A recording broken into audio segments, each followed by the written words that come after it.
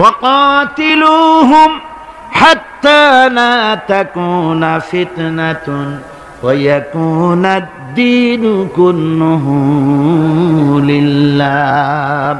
আল্লাহ রাব্বুল আলামিন বলেন, সংগ্রাম করো, লড়াই করো ততক্ষণ পর্যন্ত যতক্ষণ না আমার দ্বীন প্রতিষ্ঠিত হয়ে যায় আর মানুষের তৈরি করা মতবাদের শেষ শিকড়টুকুনো যতক্ষণ মূলোৎপাটিত না হয় ততক্ষণ পর্যন্ত আমার দ্বীন প্রতিষ্ঠার জন্য লড়াই করো।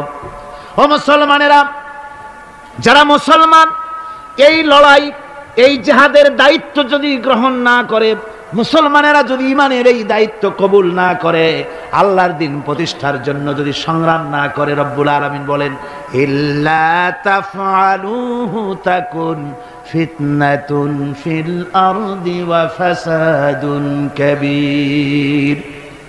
ইল্লা তাফআলুহু, যদি তোমরা তা না করো তাহলে মনে রেখে দিও বিরাট বিপর্যয়, ভাঙন, মুসিবতের সম্মুখীন তোমাদের হতে হবে। পৃথিবীর মুসলমানেরা, আজ আমরা এই দায়িত্ব পালন করছি না বলে আমাদের সামনে এই বিরাট মুসিবত এসেছে বিশ্ব জুড়ে, ঠিক কিনা কর? হযরতে মুসাকে ডেকে বললেন, মুসা রে, ভয় পাওয়ার কোনো কারণ নাই। প্রতিষ্ঠিত একটি সরকারের বিরুদ্ধে তোমাকে নামায় দিয়া ময়দানে তোমাকে আমি একা ছেড়ে দেই নাই। আমি আল্লাহ রাব্বুল আলামিন তোমার সাথে আছি। হাতের লাঠি ছেড়ে দাও। মুসা আলাইহিস সালাম লাঠি ছেড়ে দিলেন, লাঠি সাপ হয়ে গেল, হা করলো। জাদুকরদের তৈরি করা সমস্ত বাঘ, সিংহ, সাপ মুসা আলাইহিস সালামের লাঠি মার্কা সাপের পেটের মধ্যে গিয়া ঢুকলো। এটা ছিল মুসা আলাইহিস সালামের মুজিজা। হযরত দাউদ আলাইহিস সালামের মুজিজা ছিল, আল্লাহ রাব্বুল আলামিন তাকে মুজিজা দিয়েছিলেন, গলার সুন্দর আওয়াজ দিয়েছিলেন। তিনি যখন জাব্বুর শরীফ তেলাওয়াত করতেন, উড়ন্ত পাখিরা ওড়া বন্ধ করে চতুর্দিকে বসে আল্লাহর কালাম শুনত। তিনি লোহা দিয়ে অস্ত্র তৈরি করতেন। অস্ত্র বানাবার সময় আগুন দিয়ে লোহা পোড়ায় অস্ত্র বানাতে হয়। দাউদ আলাইহিস সালামের তার প্রয়োজন ছিল না। তিনি যখন লোহা হাতির ভিতরে নিয়ে চাপ দিতেন, লোহা পানি হয়ে আঙ্গুলের ফাঁক দিয়ে গলে পড়ে যেত। এটা ছিল তার মুজিজা। হযরত সুলাইমান, আল্লাহ রাব্বুল আলামিন তাকে মুজিজা দান করলেন। কোরআনে কারীমের ভিতরে রব্বুল আলামিন বলেন, হযরত সুলাইমান আলাইহিস সালাম সকাল বেলায় বিনা মেশিনে, বিনা ইঞ্জিনে তক্তার উপরে বসে যেতেন। তক্তা 1 মাসের পথ অতিক্রম করত। আবার সন্ধ্যা বেলায় বসতেন, এই তক্তা আর 1 মাসের পথ অতিক্রম করে যেত। ঈসা আলাইহিস সালামের মুজিজা ছিল, জন্মান্ধের চোখের উপরে হাত বুলিয়ে দিতেন, সঙ্গে সঙ্গে চোখ ভালো হয়ে যেত। কুষ্ঠব্যাধিগ্রস্ত লোকের গায়ে হাত বুলাতেন, সঙ্গে সঙ্গে কুষ্ঠব্যাধি ভালো হয়ে যেত। এই হলো তাদের মুজিজা। পয়গম্বরেরা বিদায় হয়ে গেলেন, মুজিজা বিদায় হয়ে গেল। দাউদ আলাইহিস সালাম বিদায় হলেন, মুজিজার সাথে নিয়ে গেলেন। তার উম্মতেরা ওই লোহাগুলি আর কেউ গলাতে পারে নাই, আজও কেউ গলাতে পারে না, হাত দিয়া চেপে ধরে। সুলাইমান আলাইহিস সালাম দুনিয়া থেকে বিদায় হয়ে গেছেন, মুজিজা নিয়ে কবরে চলে গেছেন। আজ আর তার অনুসারীরা অথবা দুনিয়ার কোন মানুষ বিনা ইঞ্জিনে তক্তায় বসে আর হাওয়ায় উঠতে পারবে না। মুসা আলাইহিস সালাম বিদায় হলেন, লাঠির মুজিজা চলে গেল। তার উম্মতেরা, তার অনুসারীরা কিয়ামত পর্যন্ত যদি 1012 চেষ্টা চালায়, লাঠিকে আর কোনোদিন সাপে পরিণত করতে পারবে না। ঈসা আলাইহিস সালাম, আল্লাহ রাব্বুল আলামিন তাকে উঠায় নিলেন, মুজিজা তিনি সাথে নিয়ে গেলেন। আজ তার কোটি কোটি, শত শত কোটি উম্মতেরা দুনিয়ায় যারা তার উম্মত দাবি করে, খ্রিস্টানেরা হাজারো যদি চেষ্টা চালায়, তবুও জন্মান্ধের চোখের উপরে হাত বুলিয়ে চোখ আর ভালো করতে পারবে না। কুষ্ঠব্যাধিগ্রস্ত লোকের গায়ে হাত বুলিয়ে কুষ্ঠব্যাধি ভালো করতে পারবে না। তার মানে হলো, নবীরা যে যা যত মুজিজা পেয়েছিলেন, জীবদ্দশায় মুজিজা কাজে লেগেছে, দুনিয়া থেকে বিদায় হয়েছেন, মুজিজা সাথে নিয়ে গেছেন। কিন্তু আপনার আমার নবী, বিশ্ব নবী জনাব মুহাম্মদ রাসূলুল্লাহ সাল্লাল্লাহু আলাইহি ওয়াসাল্লামের কাছে আল্লাহ রাব্বুল আলামিন তাকে যত মুজিজা দিয়েছিলেন, 3000-এর উপরে আল্লাহর নবীর মুজিজা ঘটেছিল 23 বছরের নবুয়তের জীবনে। তার মধ্যে শ্রেষ্ঠ মুজিজা হতেছে কোরআন মাজিদ। আল্লাহর নবী বিদায় হয়ে গেলেন, মুজিজা সাথে নিয়ে যান নাই, মুজিজা রেখে গেলেন দুনিয়ায়। কিয়ামত পর্যন্ত দুনিয়াবাসী, নবীর উম্মতেরা কোরআনের মুজিজা ব্যবহার করতে পারবে। কোরআনে কারীম রাসূল কারীম সাল্লাল্লাহু আলাইহি ওয়াসাল্লামের জীবনের শ্রেষ্ঠ মুজিজা। মানুষ পাগল হয়ে গেছে কোরআন শুনে। সুতরাং এই কোরআনের বৈশিষ্ট্য সকল দিক থেকে এক, অপূর্ব একটি কিতাবে পরিণত করেছে, যা মানুষকে চিরকাল বিস্ময় হতবাক করে দিয়েছে। কোরআনের আরেকটি বৈশিষ্ট্য হচ্ছে, এই কোরআন এক সময় নাজিল হয় নাই। 30 পারা কোরআন শরীফ একসাথে নাজিল হয়েছে না, কোরআন নাজিল হয়েছে আস্তে আস্তে ধীরে ধীরে। কত বছর লাগলো? 23 বছরেরও কিছু বেশি সময় ধরে কোরআন ধীরে ধীরে রাসূল করিম সাল্লাল্লাহু আলাইহি সাল্লামের কাছে অবতীর্ণ হয়েছে। এমনটি আর কোনো কিতাব হয়নি, যা আর কোনো ধর্মগ্রন্থ যারা অন্যরা দাবি করে এরকম হয়নি। কোরআনে কারীমের আরেকটি বৈশিষ্ট্য হচ্ছে, যখন কাগজ ছিল না, ছাপাখানা ছিল না, এমনকি টেপ রেকর্ডার ছিল না, তখনকার নাজিলকৃত কিতাব যেভাবে নাজিল হয়েছিল সেইভাবে আজ পর্যন্ত অবিকল টিকে আছে, টিকে থাকবে ইলা ইয়াউমিল কিয়ামah। কিয়ামত পর্যন্ত কোরআনে কারীমের এই অকৃত্রিম অবিকৃত অবস্থায় কোরআনে কারীমের এই শান, এই বরকত টিকে থাকবে। এই জন্য কোরআন শরীফ হচ্ছে এই পৃথিবীর মহাবিশ্বের মহাবিস্ময়। কোরআন হচ্ছে পৃথিবীর মহাবিশ্বের মহাবিস্ময়। এর মর্যাদা সম্পর্কে রাসূল করিম সাল্লাল্লাহু আলাইহি ওয়াসাল্লাম বলেছেন, ওয়ান উসমান রাদিয়াল্লাহু তাআলা আনহু আন্নাহু قال قال رسول الله صلى الله عليه وسلم خيركم من تعلم القرآن وعلمه رواه البخاري। আল্লাহর নবী বলেন, তোমাদের মধ্যে সর্বোত্তম ব্যক্তি সেই, তোমাদের ভিতরে ভালো ব্যক্তি, উত্তম ব্যক্তি সেই, যে ব্যক্তি নিজে কোরআন শেখে আর অন্যকে শেখায়। কোরআন যে শেখে আর অন্যকে যে শেখায়, সেই ব্যক্তি হলো তোমাদের মধ্যে সর্বোত্তম ব্যক্তি, ভালো ব্যক্তি। সুবহানাল্লাহ পড়েন। কোরআনে কারীমের এই মর্যাদা সম্পর্কে রাসূল করিম সাল্লাল্লাহু আলাইহি সাল্লাম বলেছেন, দুই ব্যক্তিকে, দুই শ্রেণীর লোককে ঈর্ষা করা যায়। অমুকে বিরাট বাড়ি করেছে, সে বাড়ি থেকে হিংসা হয়, আমি ওরকম বাড়ি করব, অমুকের মতো নেতা হব, অমুকের মতো বড় লোক হতে হবে। পরশ্রী কাতরতা অথবা ঈর্ষা করা, এরকমের ঈর্ষা করা জায়েজ নাই। রাসূলুল্লাহ বলেছেন, দুই ব্যক্তির সঙ্গে ঈর্ষা করা যায়। আন ইবনে ওমর রাদিয়াল্লাহু তাআলা আনহু আন্নাহু قال قال رسول الله صلى الله عليه وسلم لا حسد الا على الاثنين। দুই ব্যক্তি ছাড়া অন্য কারো সাথে হিংসা করা যায় না, রিস্ক করা যায় না। কোন কোন ব্যক্তি? রাজুলুন আতাহুল্লাহুল কুরআন ফাহুয়া ইয়াকুমু বিহি আনা আল-লাইলি ওয়া আনা আন-নাহার। ওই ব্যক্তির সঙ্গে ঈর্ষা করা যায়, হিংসা করা যায় যে ব্যক্তিকে আল্লাহ পাক কোরআনের ইলম দান করেছেন, সে ব্যক্তি দিন রাত কোরআন তেলাওয়াত করে, কোরআনের উপরে আমল করে, কোরআনের উপরে থাকে, মানুষকে কোরআনের দাওয়াত দেয়। ওই লোকের সাথে ঈর্ষা করা দরকার, যে তার মতো হতে চায়। ওয়ারাজুলুন আতাহুল্লাহু মালান ফাহুয়া ইউনফিকু মিনহু আনা আল-লাইলি ওয়া আনা আন-নাহার মুত্তাফাকুন আলাইহি। বুখারী মুসলিমের হাদিস। রাসূলুল্লাহ বলছেন, অন্য আরেক ব্যক্তি হচ্ছে যে ব্যক্তিকে আল্লাহ পাক মাল দিয়েছেন, সম্পদ দিয়েছেন, ওই ব্যক্তি তার মাল আর সম্পদকে দিন রাত দুহাতে আল্লাহর রাস্তায় খরচ করে। তার মতো হওয়ার জন্য তার সাথে ঈর্ষা করা যেতে পারে। আমার বন্ধুগণ, এই কোরআন হচ্ছে এমন এক কিতাব, যে কোরআনকে নিয়ে যারা অগ্রসর হয় আল্লাহ তাদেরকে বাড়ায় দেন, আর কোরআনের সাথে যারা হিংসা করে, বিদ্বেষ করে, আল্লাহ তাদেরকে অধঃপাতিত করে দেন। আন ওমর ইবনুল খাত্তাব রাদিয়াল্লাহু তাআলা আনহু আন্নাহু قال قال رسول الله صلى الله عليه وسلم ان الله يرفع بهذا الكتاب اقواما ويضع به آخرين رواه مسلم। হযরত ওমর রাদিয়াল্লাহু তাআলা আনহু বলছেন যে আল্লাহ পাক এই কোরআনের সাহায্যে এক শ্রেণীর লোককে প্রতিষ্ঠিত করবেন দুনিয়ার বুকে, এবং আখিরাতেও আর এক শ্রেণীর লোককে করবেন অধঃপাতিত। যারা কোরআনের সাথে বিরোধিতা করবে, তারা যদি হিরো হয়, আল্লাহ তাদেরকে জিরো বানাবেন। কি বানাবেন? জোরে কান, জোরে কান, কি বানাবেন? জিরো বানিয়ে দিবেন। আর কোরআনকে নিয়ে যারা আগ বাড়ে, তারা যদি জিরো হয়, আল্লাহ পাক তাদেরকে কি বানায় দেন? কোরআনের সাথে বিরোধিতা আজকের নতুন কিছু নয়, আবহমান কাল থেকে কোরআনের সাথে চলছে বিরোধিতা। বিশ্বকবি, কবি সম্রাট আল্লামা ইকবাল, আল্লাহ তাকে জান্নাতুল ফেরদাউস নসিব করুন, সবাই বলুন আমিন। আল্লামা ইকবাল বলেছেন, সতীজা কর রহা হ্যায় আসল সে তাইমরোজ, সতীজা কর রহা হ্যায় আসল সে তাইমরোজ, चरागे मुस्तफा भी से शरारे बुलहबीस। মুহাম্মদ সাল্লাল্লাহু আলাইহি ওয়াসাল্লামের দীপ শিকার সাথে, আল্লাহর দ্বীনের সাথে আবু জাহাল, আবু লাহাবের অগ্নিস্ফুলিঙ্গের সংঘর্ষ আবহমান কাল থেকে লেগে এসেছে, কিন্তু ওদের এই অগ্নিস্ফুলিঙ্গের টক্কর লেগে মুহাম্মদ সাল্লাল্লাহু আলাইহি ওয়াসাল্লামের টিম টিম করে জ্বলে ওঠা এই প্রদীপটি প্রচন্ড ঝড়ো হাওয়ার মুখে, টর্নেডো আর গর্কির মুখে নিভে যায়নি, জ্বলছে, জ্বলবে কিয়ামত পর্যন্ত। এটাকে নিভাবার ক্ষমতা বিশ্বের কোনো মানুষের নাই। ফু দিয়ে কেউ যদি নিভাতে চায়, চেহারা শুদ্ধ, মাথা শুদ্ধ, পুড়ে ছাই হয়ে যাবে, কোরআনের আলোকে নির্বাপিত করতে পারবে না।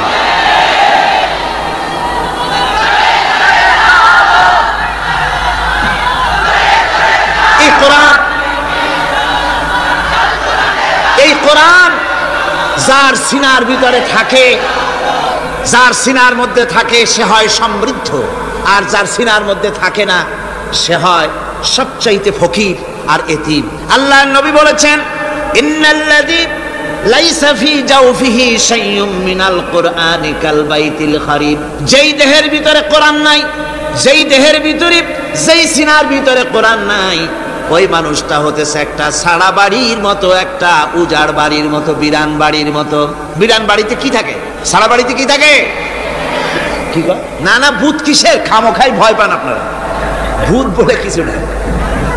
হ্যাঁ, শয়তান থাকে, জেল থাকে, তারপরে ওর মধ্যে আর কি থাকে? উতুম পেঁচা থাকে, ইঁদুর থাকে, তেলাপোকা থাকে, উই পোকা থাকে, বাঁদর থাকে, উল্লুক থাকে, সাপ থাকে। রাসূলুল্লাহর কথা দেখেন, কি সুন্দর কথা! সুবহানাল্লাহ, সুবহানাল্লাহ। যে দেহের ভিতরে কোরআন নাই, সারা বাড়িতে যা থাকে, পোড়ো বাড়িতে যা থাকে, বিরান বাড়িতে যা থাকে, যে দেহে কোরআন নাই সেই দেহের মধ্যে তাই থাকে। আজ দেখুন বাংলাদেশের শিক্ষাঙ্গনে, কলেজ ইউনিভার্সিটিগুলিতে কোরআন পড়ানো হয় না।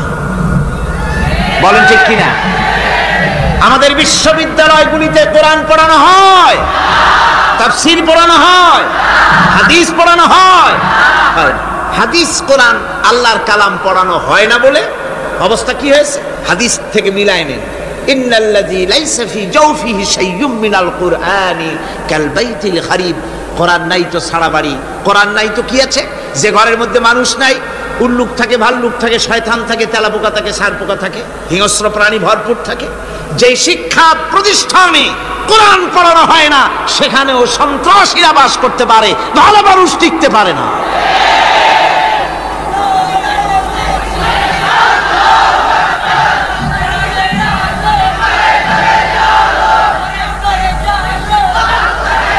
এই জন্য কোরআন যেখানে পড়া হয় না সেটা কবরের তুল্য, কোরআন যেখানে তেলাওয়াত হয় না সেটা কিসের তুল্য?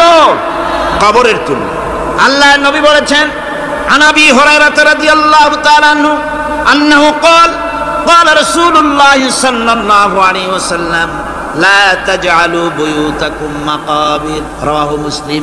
আল্লাহর নবী বলেন, তোমাদের ঘরগুলিকে তোমরা কবর বানায়ো না। অর্থাৎ যে ঘরের মধ্যে কোরআনে কারীম তেলাওয়াত হয় না সেটা কবরের সমতুল্য। কবরের সমতুল্য। আগে আমাদের ঘর সমূহে যখন ছোট ছিলাম তখন দেখতাম ঘরে ঘরে কোরআন তেলাওয়াত হতো, ঠিক না? প্রত্যেকটা ঘরের জানালা দিয়া সকালবেলায় আওয়াজ আসতো, আউযু বিল্লাহি মিনাশ শাইতানির রাজীম, বিসমিল্লাহির রাহমানির রহিম। তেলাওয়াতের আওয়াজ ভেসে আসতো। আজ আর এই অবস্থা নাই। আজ ভদ্রলোকের বাড়ির সামনে দিয়ে হেঁটে যাবেন, সকালবেলা কিসের তেলাওয়াত? জনমের ঘুম ঘুমায়, পাইকারি দরে ঘুমায়, ফজরের নামাজ নাই। শহরের অবস্থা, অধিকাংশ বাড়িতে ফজরের নামাজ হয় না। ডিসেন্টিনার মাধ্যমে, আগে তো ছিল শুধু বাংলাদেশের ছবি, ডিসেন্টিনার মাধ্যমে সারা পৃথিবীর শয়তানি আর বদমাশি ঘরে বসে গেলা যায়। উপকারিতা এবং অপকারিতা দুটোই আছে। নিউজ দেখা যায়, সাথে সাথে আবার নিউজের সাথে আরো বাজে কিছু দেখা যায়। এগুলো দেখতে দেখতে রাত শেষ হয়ে আসে, ঘুমায় জনমের মতো, এক ঘুমে বেলা 9টা আর 10টা। কিসের ফজরের নামাজ আর কি এর কোরআন শরীফ তেলাওয়াত করে। এরপরে উঠলো 9টা 10টার সময়, উঠে তারপরে গানের মাস্টার এসে গেছে। তখন ইতিমধ্যেই গানের মাস্টার এসে গেছেন। কি দুর্ভাগ্যজনক সত্য কথা, ইংরেজি যে টিচার পড়ান, অঙ্ক যে টিচার করান, সপ্তাহে 3 ঘন্টা পড়াবেন, বেতন 2500 টাকা। আর প্রতিদিন সকালবেলা এসে যদি কোনো মুসলমান, কোনো একজন মৌলভী সাহেব, হাফেজ সাহেবকে রাখেন কোরআন তেলাওয়াত করাবার জন্য, কোরআন পড়াবার জন্য সন্তানকে, প্রতিদিন আসতে হবে, প্রতিদিন 2 ঘন্টা পড়াতে হবে, আর মাসের শেষে বেতন 500 টাকা। কোরআনে কারীমের সাথে এই এই আচরণ। ও আমি বেশি বলে ফেলেছি। যাদের অভিজ্ঞতা আছে তারা বলছেন 200 টাকা। এরপরে অঙ্ক ইংরেজি তো কাজে লাগে, ভালো কথা। তারপরে গানের মাস্টার আসছেন, তিনি শেখাবেন কি? রবীন্দ্রসঙ্গীতের প্যানপ্যানানি, যা শুনলে পরে কানে ময়লা জমে যেতে পারে, যে গান শুনলে জীবিত মানুষ মৃত্যু হয়ে যায়। নজরুলের কথা শেখানো হবে না, তাহলে সেটা হবে সাম্প্রদায়িকতা। গানের মাস্টারকে, নাচের মাস্টারকে 5,000 টাকা 10,000 টাকা পর্যন্ত বেতন দেওয়া হয়। এ জাতির জন্য আল্লাহর রহমত কেমনে আসবে? কি কারণে আসবে? কোরআনের সাথে এই বেয়াদবি আমরা করেছি। ঘরগুলিকে, আজকে আমাদের ঘরগুলিকে আমরা কবরস্থানে পরিণত করে দিয়েছি। কোরআন তেলাওয়াত হচ্ছে না। আমার বন্ধুগণ, কোরআন তেলাওয়াত করুন, বেশি বেশি তেলাওয়াত করুন, ঘরকে জীবিত করুন, সন্তানকে তেলাওয়াত করান, আপনি নিজেও তেলাওয়াত করুন। কোরআনে কারীম যারা তেলাওয়াত করবেন তাদের সম্পর্কে আল্লাহর নবী বলেন, মান ক্বারাআল কুরআনা ফাস্তাযহারাহু ফাহাল্লা হালালাহু ওয়া হাররামা হারামাহু আদখালাহুল্লাহুল জান্নাহ। আল্লাহর নবী বলেন, যে ব্যক্তি কোরআন শরীফ তেলাওয়াত করবে এবং কোরআনের হালাল অনুযায়ী হালালকে মেনে চলবে, হারাম অনুযায়ী হারাম থেকে ফিরে থাকবে, এরকম কোরআনের উপরে যে তেলাওয়াত করবে আর আমল করবে, আল্লাহ রাব্বুল আলামিন কিয়ামতের দিন তাকে জান্নাতের ভিতরে প্রবেশ করাবেন। শুধু বেহেশতে যাবে না, ওয়া সাফাহু ফি আশরাতিন মিন আহলি বাইতিহি কুল্লুহুম কাদ ওয়াজাবাত লাহুন নার। নবীজি বলেন, এই কোরআনে কারীমের বরকতে কিয়ামতের দিন ওই ব্যক্তি তার রক্ত সম্পর্কিত 10 জন আত্মীয়ের ব্যাপারে সুপারিশ করার জন্য তৌফিক পাবে আল্লাহর দরবারে। এমন 10 ব্যক্তি, সেই 10 ব্যক্তির জন্য হিসাবের পরে জাহান্নাম ওয়াজিব হয়ে গিয়েছিল, এমন 10 ব্যক্তি সম্পর্কে কোরআনের তেলাওয়াতকারী আর আমলকারী আল্লাহর দরবারে সুপারিশ করার জন্য পারমিশন পাবেন। এমন নিয়ামত, সেই নিয়ামত থেকে আমরা বঞ্চিত হয়ে যাচ্ছি। আমি বলি না যে আপনারা কলেজ ইউনিভার্সিটিতে ছেলেদের পড়তে দিবেন না, আমি তা বলি না। তারা কলেজ ইউনিভার্সিটিতে বিলক্ষণ পড়াশোনা করুক, কিন্তু তাদেরকে কোরআন শরীফ শিখান। লক্ষ লক্ষ টাকা খরচ করলেন ছেলের পেছনে, কিন্তু কোরআন শিখালেন না। আপনি মরে গেলে আপনার জানাজাটা পড়বে, এ তৌফিকও সে পেল। জানাজার ইমামতি তো দূরের কথা, জানাজার নিয়ত জানে না, পাক পবিত্রতা জানে না। বাপ মরে গেছে, সে তখন ছিল মার্কেটে, শুনলো বাপ মরছে, তাড়াতাড়ি জানাজায় শরীক হতে হবে। প্যান্টও পাক নাই, যেহেতু পেশাবের যখন বেগ এসেছিল দেওয়ালের পাশে দাঁড়াইয়া কাম সারছে, দোয়া মোছার কাম নাই, মাথায় টুপি নাই, নাক মোছা রুমাল ছিল পকেটে, রুমালটা মাথায় দিয়া দাঁড়ায় গেল। আল্লাহু আকবার। বাপের কপালে যা আছে তাই হোক। তারপরে বাপ মরে গেছে, কান্না শুরু করেছে। যেদিন মরছে সেদিন কাঁদতেছে, পরের দিনও একটু মুখ মলিন কান্দে।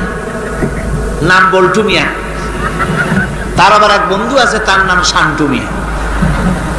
শান্টু মিয়া বলছে, মিয়া বল্টু কান্দো কেন? বাপ মরে গেছে। এগুলো বাঁচে নাকি? এগুলো মরেই যায়। আমার একটা ছিল, ওটাও মরছে। চিরকাল কারো বাপ থাকে, সুতরাং এত মন খারাপ কেন? আসো, ইন্ডিয়া থেকে ভালো একটা বই আসে, সেটা দেখে এত আনন্দ পাবে। বাপ তো বাপ, 14 গোষ্ঠী মরলেও মনের দুঃখ মুছে যাবে। এরপরে বাড়ি এনে তাকে সিনেমার ছবি দেখানো হলো। ছবি সে দেখলো, ফেরার সময় বাপের কবরের কাছ থেকে যাওয়ার সময় দাঁড়িয়ে গেল ক্ষণিকের জন্য। আহারে বাপ, বিদায় হয়ে গেলা, কি দেব তোমার? কিছু তো নাই আমার কাছে, তাই সারা রাত ধরে যা কিছু দেখলাম এগুলি তোমার আমল নামায় দিয়ে গেলাম। জোরে কর নাউযুবিল্লাহ। আমি সমস্ত পিতাদেরকে বলতে চাই, সন্তানদেরকে কোরআন শিখান, কাজে লাগবে। কোরআন শিখালে কাজে লাগবে। কোরআন শরীফ মুখস্থ করে, বেশি করে মুখস্থ করেন কোরআনে কারীম, আপনার ফায়দা হবে। হযরত ওমর রাদিয়াল্লাহু তাআলা আনহু বর্ণনা করছেন যে রাসূল কারীম সাল্লাল্লাহু আলাইহি ওয়াসাল্লাম বলেছেন, ইউকালু লিসাহিবিল কুরআনি ইকরা ওয়ারাত্তিল কামা কুনতা তুরাত্তিলু ফিদ দুনিয়া। কিয়ামতের দিন জান্নাতীদেরকে, বেহেশতীদেরকে আল্লাহ রাব্বুল আলামিন বলবেন, কোরআন শরীফ তেলাওয়াত করো আর উপরের দিকে উঠতে থাকো। কোরআনে যেভাবে দুনিয়ার বুকে কোরআনে কারীম তুমি মুখস্থ করেছিলে, ধীরে ধীরে তেলাওয়াত করতে, ওইভাবে ধীরে ধীরে কোরআন তেলাওয়াত করো আর উপরের দিকে উঠতে থাকো। আল্লাহ পাক বলতে থাকবেন, উপরের দিকে ওঠো, তেলাওয়াত করো আর ওঠো। উঠতে উঠতে যেই জায়গায় গিয়ে তোমার তেলাওয়াত শেষ হয়ে যাবে, জান্নাতের ওই জায়গাটা তোমার জন্য বরাদ্দ হবে। আবু দাউদ শরীফের হাদিস, জান্নাতের ওই জায়গাটা তোমার জন্য বরাদ্দ হবে। এখন যাদের শুধু সূরা ইখলাস আর সূরা কাউসার মুখস্থ, তারা তো 2 পা আগাই বসে যাবে, উঠতে পারবেন না। বেশি বেশি মুখস্থ করেন, হাফেজে কোরআন হন অথবা হাফেজের মতো হন। বেশি বেশি মুখস্থ করেন সূরা ইয়াসিন, সূরা দুখান, সূরা আর রহমান, সূরা ওয়াকিয়া, সূরা মুজাম্মিল, এই সমস্ত সূরা, বেশি সূরা আল আরাফ, সূরা কাহাফ, সূরা মারিয়াম ইত্যাদি মুখস্থ করেন। কিয়ামতের দিন কাজে লাগবে। জান্নাতের অত উঁচায় উঠতে পারবেন। হাফেজ যে কোন জায়গায় যাবে, সুবহানাল্লাহ ওয়া বিহামদিহি, 30 পারা কোরআন যার সিনার ভিতরে, জান্নাতের কোন জায়গাটা আল্লাহ তাকে বরাদ্দ করবেন। সুবহানাল্লাহ, সুবহানাল্লাহ। কোরআনে কারীমকে মুখস্থ করুন, বেশি করে মুখস্থ করুন। কোরআনে কারীমকে বেশি করে তেলাওয়াত করুন।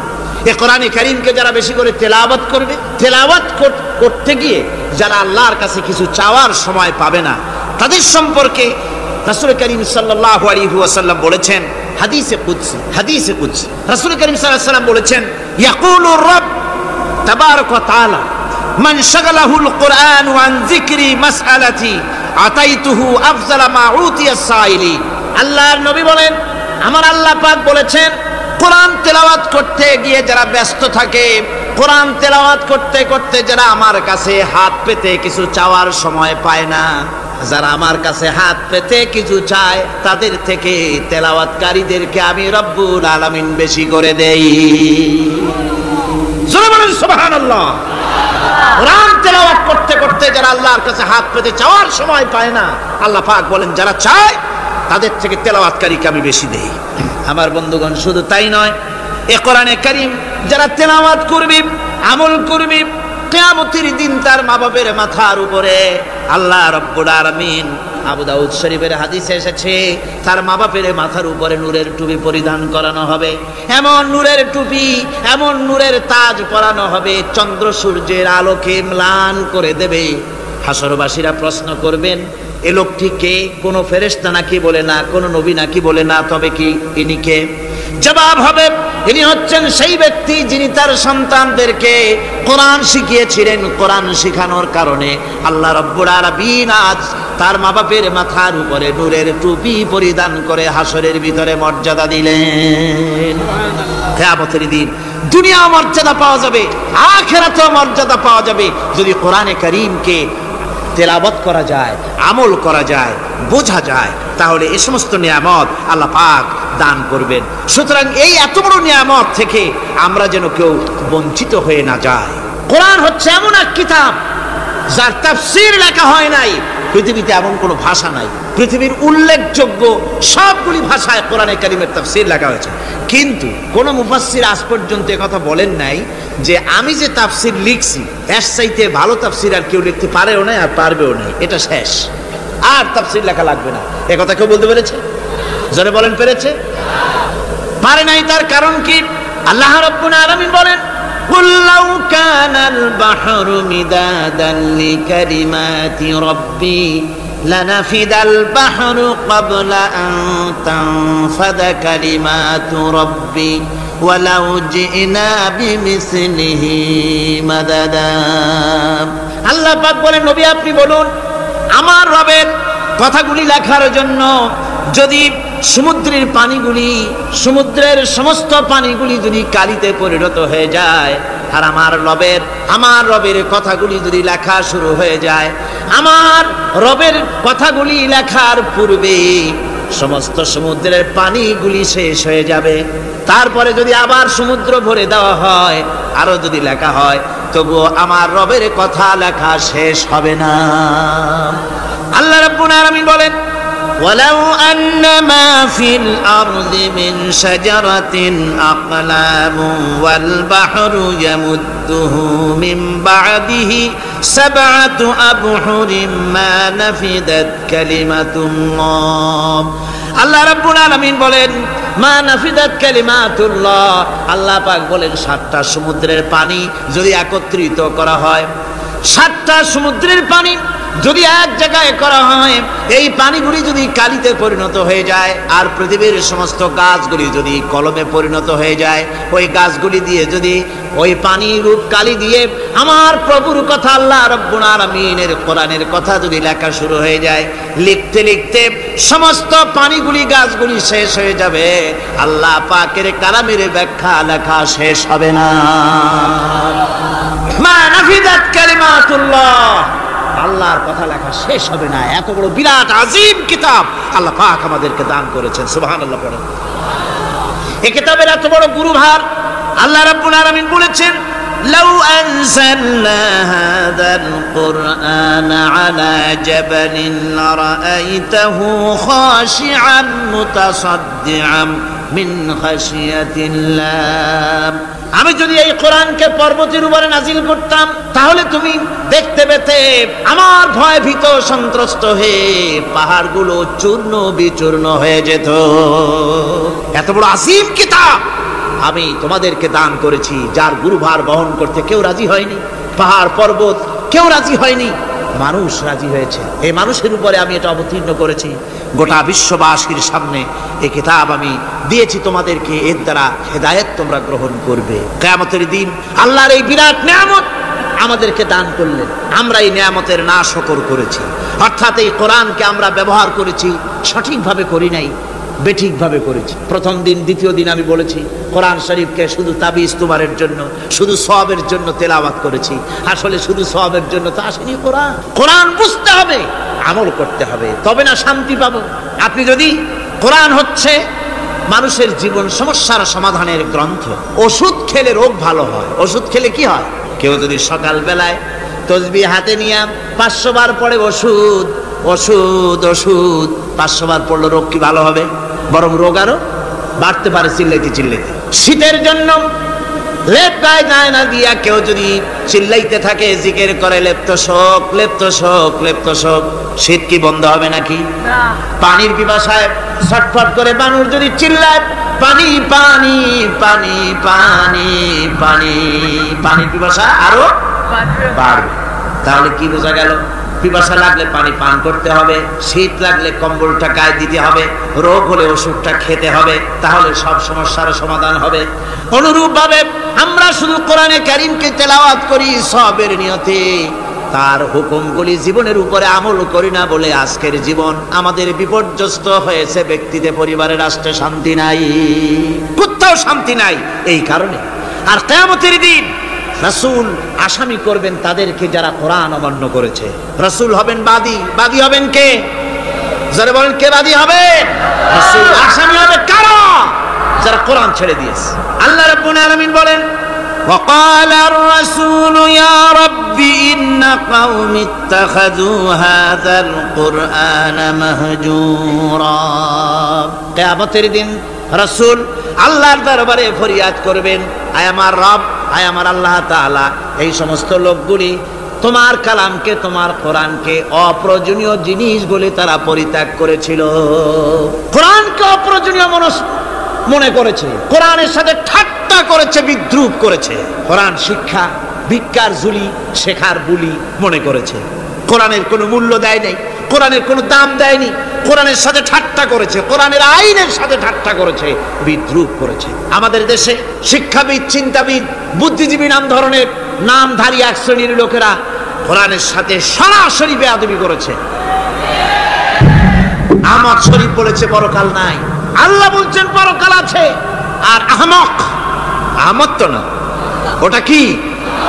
এই আহমক সে বলেছে পরকাল নাই, বিবাহ মানি না, কবর আযাব মানি না, কিয়ামতের দিন বিচার হবে তাও মানি না, অস্বীকার করেছে, এটাকে নিয়ে ঠাট্টা করেছে। আহমদ শরীফ লিখেছেন নিজে যে আল্লাহ বলতে কেউ নাই, মানুষ তাকে চিন্তা করে সৃষ্টি করেছে, স্রষ্টা বলতে কেউ নাই। তারপরে আর একটা মেয়ে লোক, আমি ওটার নাম নিতে ঘৃণা বোধ করি, এটি হচ্ছে চরম ধর্মদ্রোহী, রাষ্ট্রদ্রোহী, নাস্তিক, জাহান্নামের কীট, ডাস্টবিনের আবর্জনা। এই মেয়ে লোকটি বলেছে, তার বইতে লিখেছে বেহেশত হচ্ছে এক অসভ্য উদ্যান। কোরআন শরীফে আল্লাহ পাক বলেছেন আমলে সালেহ যারা করবে, নবীরা, ওলিরা, সিদ্দিকিন, শুহাদা সব যাবে জান্নাতে। আর সেই জান্নাতকে এই হাবিসা, এই নিকৃষ্ট ধর্মদ্রোহী, রাষ্ট্রদ্রোহী মহিলা, এই সে বলেছে বেহেশত হচ্ছে এক অসভ্য উদ্যান। পৃথিবীর অতৃপ্ত বহুগামী পুরুষেরা তাদের থাকার জায়গা হবে ওই বেহেশতের মধ্যে। জোরে কর নাউজুবিল্লাহ। এই মেয়ে লোকটি সমগ্র নারী জাতির কলঙ্ক। ভারত বাংলাদেশের শ্রেষ্ঠ শত্রু ভারত এই শয়তানকে পয়সা দিয়া পুষতেছে। কলকাতায় দাওয়াত দিয়ে আনন্দ পুরস্কার দিয়েছে। সে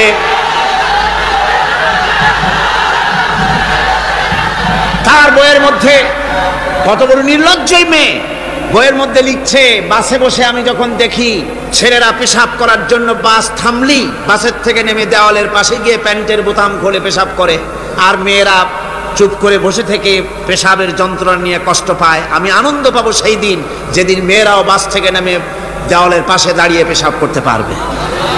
এটা কি একটা মানুষ? অসভ্য জানোয়ার একে জন্ম দিয়েছে, আল্লাহই ভালো জানে। আমার বন্ধুগণ, তার অসভ্যতার শেষ নাই। কোরআন নিয়ে ঠাট্টা করেছে, বলেছে আমার মা রাতের বেলায় ঝুলে ঝুলে সূরা ইয়াসিন পড়ে, আমি চিন্তা করি যে কত বাজে কাম করতেছে সে। বলছে আল্লাহ পাক কোরআনের মধ্যে পুরুষকে বেহেশতের হুরিদের কাঁচা মাংসের লোভ দেখাইয়া, মদ খাওয়াবার লোভ দেখিয়ে তাদেরকে নামাজ রোজা করার জন্য বাধ্য করতেছে। বেহেশতে কি শরাব, বেহেশতে কি মদ পান করানো হবে? না, বেহেশতে মদ পান করানো হবে না। মদ তো নাপাক জিনিস। আল্লাহ পাক বলছেন বেহেশতে পান করানো হবে। ওয়াসাকাহুম রাব্বুহুম শারাবান তাহুরা। জান্নাতের ভিতরে আল্লাহ পাক শরাবে তাহুর পান করাবেন, যেটা নিজেও পাক এবং যে পান করবে সেও পবিত্র হয়ে যাবে। সুবহানাল্লাহ। সুতরাং এই কোরআন নিয়ে ঠাট্টা বিদ্রুপ যারা করেছে, কিয়ামতের দিন আল্লাহর দরবারে তাদেরকে উঠতে হবে, আজ হোক কাল। আমি জানি না বাংলাদেশ সরকার ভারতের ভয়ের চোটে এই মেয়ে লোককে পুলিশ প্রহারা দিয়া পুষতেছে নাকি আমার বুঝে আসে না। বাংলাদেশ সরকারের পররাষ্ট্র মন্ত্রণালয় রীতিমতো আসামির কাঠগড়ায় দাঁড়িয়ে বিবৃতি দিয়েছেন এবং তাকে পুলিশ প্রহরার ভিতরে রেখেছে। বাংলাদেশের দণ্ডবিধি অনুযায়ী ওর তো ফাঁসি হয়ে যাওয়া উচিত। কোরআনের বিরুদ্ধে কথা বলেছে, আল্লাহর কোরআন নিয়ে ঠাট্টা করেছে। আমার বন্ধুগণ, কিয়ামতের দিন যখন এরা উপস্থিত হবে আল্লাহর দরবারে, আল্লাহ রাব্বুল আলামিন কোরআনের সাথে যারা ঠাট্টা করেছে, বিদ্রুপ করেছে, কোরআনের আইনকে নিয়ে যারা ঠাট্টা বিদ্রুপ মজাক উড়াইছে, কিয়ামতের দিন তাদেরকে বলা হবে ওয়াকিলাল ইয়াউমা নানসাকুম কামা নাসিতুম লিকা ইয়াউমিকুম হাদা। কিয়ামতের দিন আল্লাহ রাব্বুল আলামিন কোরআনের ঠাট্টাকারী, কোরআনের বিদ্রুপকারী, কোরআনের আইনের অমান্যকারীদেরকে বলবেন আমি আজকে তোমাদের ভুলে গেলাম, যেমন করে তোমরা এই দিনে আমার সঙ্গে সাক্ষাৎকারের কথা ভুলে গিয়েছিলে।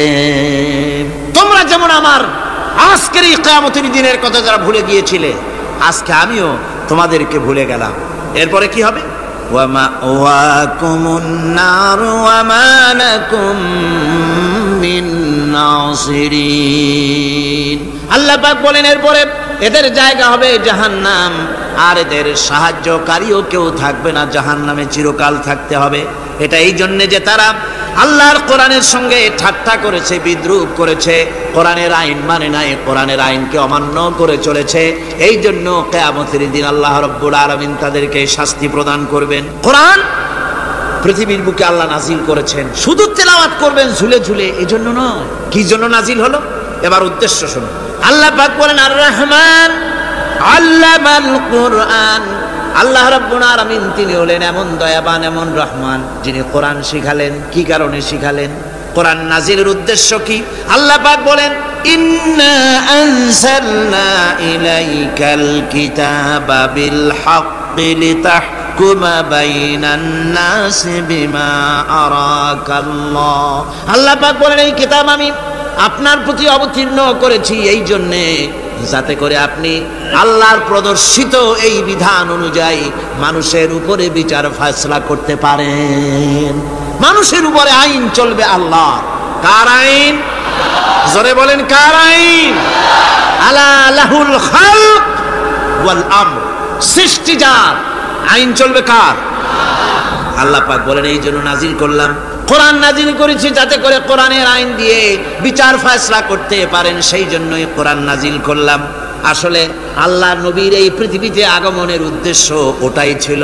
হুয়াল্লাযী আরসালা রাসূলাহু বিল হুদা ওয়া দীনিল হক লিইয়ুযহিরাহু আলাদ-দীনি কুল্লিহি ওয়া কাফা বিল্লাহি শাহীদা। আল্লাহ রাব্বুল আলামিন বলেন, আমি আমার রাসূলকে দ্বীনে হক, সত্যের বিধান সহকারে দুনিয়ায় প্রেরণ করেছি। লিইয়ুযহিরাহু আলাদ-দীনি কুল্লিহি, আয় লিইয়ুগলিবাহু আলা সাইরিল আদিয়ান, সমস্ত আদিয়ানে বাতিলের উপরে আমার দ্বীনকে বিজয়ী করে দেওয়ার জন্য আমি রাসূলের কাছে কিতাব সহকারে তাকে অবতীর্ণ করেছি। এ দায়িত্ব শুধু মুহাম্মদ সাল্লাল্লাহু আলাইহি ওয়াসাল্লামের ছিল না, দুনিয়ার উপরে আল্লাহর দ্বীন কায়েম করা, আল্লাহর বিধান অনুযায়ী মানুষের বিচার ফয়সালার দায়িত্ব শুধু মুহাম্মদ সাল্লাল্লাহু আলাইহি ওয়াসাল্লামের ছিল না, সমস্ত নবীদের ছিল। কাদের ছিল? সব নবীদের ছিল। ফাবাসাল্লাহুন নাবিয়্যিনা মুবাশশিরিনা মুনযিরিন ওয়া আনজালা মাআহুমুল কিতাবা বিল হাক্কি লিয়াহকুমা বাইনান নাস। আল্লাহ পাক বলেন, সমস্ত নবীদের কাছে আমি কিতাব অবতীর্ণ করেছি এই জন্যে যে তারা সহজ এবং সোজা পথে যারা চলতে চায় তাদেরকে তিনি সুসংবাদ দিবেন, আর বাঁকা পথে যারা চলবে তাদেরকে তিনি জাহান্নামের ভীতি প্রদর্শন করবেন। আর আমি তার উপরে যে কিতাব অবতীর্ণ করেছি, এই কিতাব দিয়ে জনগণের উপরে বিচার ফয়সালা করবে, আইন চলবে আল্লাহর কিতাব দিয়ে। আইন চলবে কি দিয়ে? আল্লাহর কিতাব দিয়ে। আল্লাহর কিতাব অনুযায়ী জনগণকে পরিচালিত করবেন। এই জন্য আমি এই কোরআনকে নাজিল করেছি, অতীতেও এই কিতাবগুলি নাজিল করেছি। কুল ইয়া আইয়ুহান নাসু ক্বাদ জাআকুমুল হাক্কু মির রাব্বিকুম। আল্লাহ পাক বলেন, নবী আপনি বলে দেন, আপনি বলুন, হে মানব সকল, আল্লাহর পক্ষ থেকে তোমাদের জন্য মহাসত্য এসেছে। এই মহাসত্য যদি অনুসরণ করো তোমাদের জন্য কল্যাণকর হবে। ওমান দাল্লা ফাইন্নামা ইয়াদুল্লু আলাইহা, আর যদি কোরআনকে অমান্য করো, আল্লাহর কিতাবকে অমান্য করো, তাহলে তোমাদের জন্য অকল্যাণ হবে। আজ আপনারা বলেন, আল্লাহর কিতাবের আইন কি আমাদের দেশে চলে? কোরআনের আইন কি চলে? চলে না। কোরআনের আইন চলে না। আমরা কি খুব শান্তিতে আছি? খুব আরামে আছি? শ্রমিকরা তাদের শ্রমের মূল্য পায়, কৃষক তার উৎপাদিত পণ্যের সঠিক দাম পায়, নারী তার সতীত্বের মর্যাদা পায়। জনগণ কি আরামে ঘুমাতে পারে? না, জনগণ রীতিমতো দুবেলা পেট পুরে সমস্ত জনগণ খেতে পারে। এর একমাত্র কারণ হচ্ছে কোরআনের আইনকে অমান্য করা হয়েছে। ভালো করে কান পেতে শুনুন, আল্লাহ রাব্বুল আলামিন কোরআনে কারীমের মধ্যে পরিষ্কার করে বলেছেন, ওয়া মান লাম ইয়াহকুম বিমা আনজালাল্লাহু ফাউলাইকা হুমুল কাফিরুন।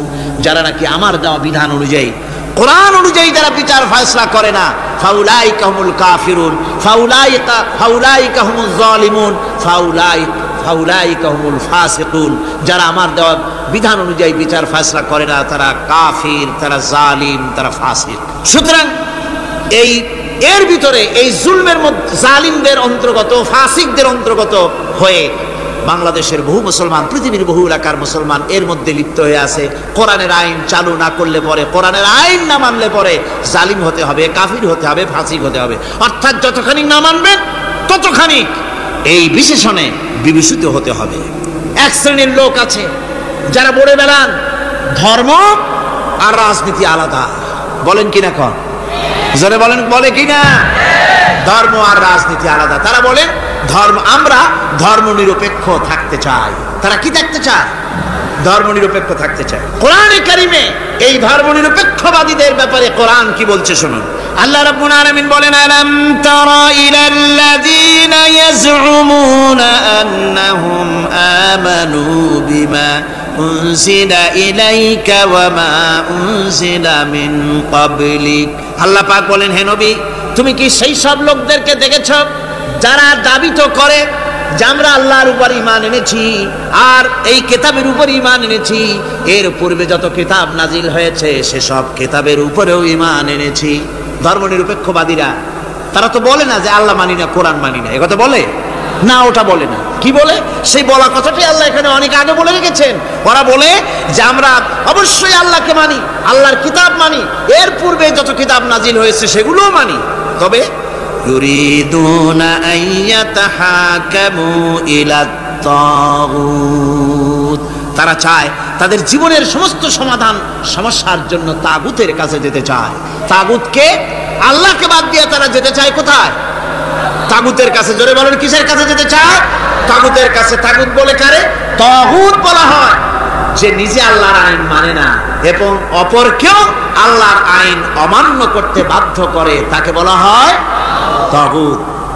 ওরা বলে ধর্ম আর রাজনীতি আলাদা, কোরআন মানি কিন্তু কোরআনের আইন মানি না। ওরা কোরআন মানে ঠিকই, বলে যে কোরআন মানি, কিন্তু কোরআনের আইন মানে।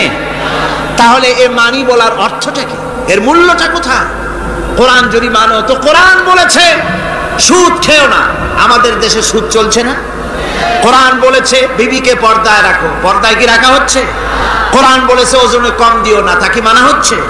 কোরআন বলেছে আমার আইন দিয়ে দেশ শাসন করো, তা কি করা হচ্ছে?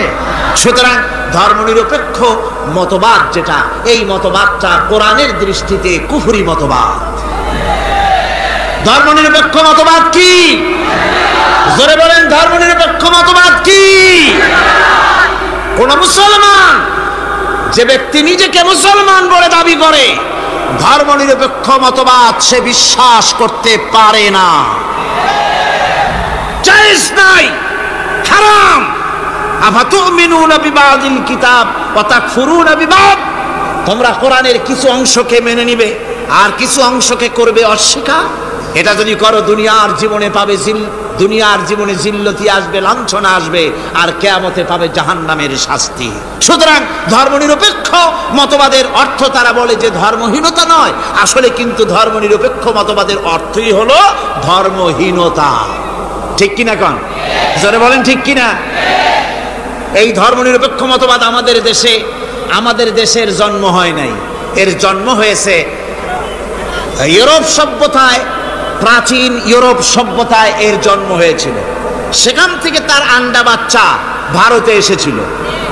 ভারত থেকে এই আন্ডা বাচ্চার কিছু অংশ 1972 সালে তদানীন্তন সরকারের মাথার উপরে ভারত চাপিয়ে দিয়েছিল। সেই ধর্মনিরপেক্ষ মতবাদ 1972 সনের সংবিধানে লেখা হলো, কিন্তু 1982 সনে যখন সংবিধান আবার অ্যামেন্ডমেন্ট করা হলো, তখন ধর্মনিরপেক্ষতার কপালে ঝাঁটা মেরে বিদায় করা হয়েছে। বাংলাদেশে ধর্মনিরপেক্ষ মতবাদ চলতে পারে না। ধর্মনিরপেক্ষ মতবাদের কথা আমাদের দেশে তারাই বলে যারা 72 সনে ক্ষমতায় ছিলেন। তারা ধর্মের সাথে কি ব্যবহার করেছেন আমরা ভুলে যাই নাই, আপনারা ভুলে গেছেন। 1972 সনে দেশের সমস্ত বিশ্ববিদ্যালয়ের মনোগ্রাম থেকে ইকরা বিসমি রাব্বিকাল্লাযী খালাক রাব্বি জিদনি ইলমা, কোরআনে কারীমের এই আয়াতকে বিদায় করে দেওয়া হয়েছিল। শাসনতন্ত্রের শিরোনামে বিসমিল্লাহকে গ্রহণ করা হয় নাই। শুধু তাই নয়, কোরআনে কারীম যেখানে তেলাওয়াত করা হয় তখনকার সময় রেডিওতে, টেলিভিশনে, ওই 72 থেকে 3 বছর, এবং এখনো সেই দলটি মিটিং করতে গিয়ে, কোনো জায়গায় কিছু করতে গিয়ে আগে কোরআন শরীফ, তারপরে গীতা, তারপরে বাইবেল, এগুলি হচ্ছে মুনাফিকের লক্ষণ। কিসের লক্ষণ?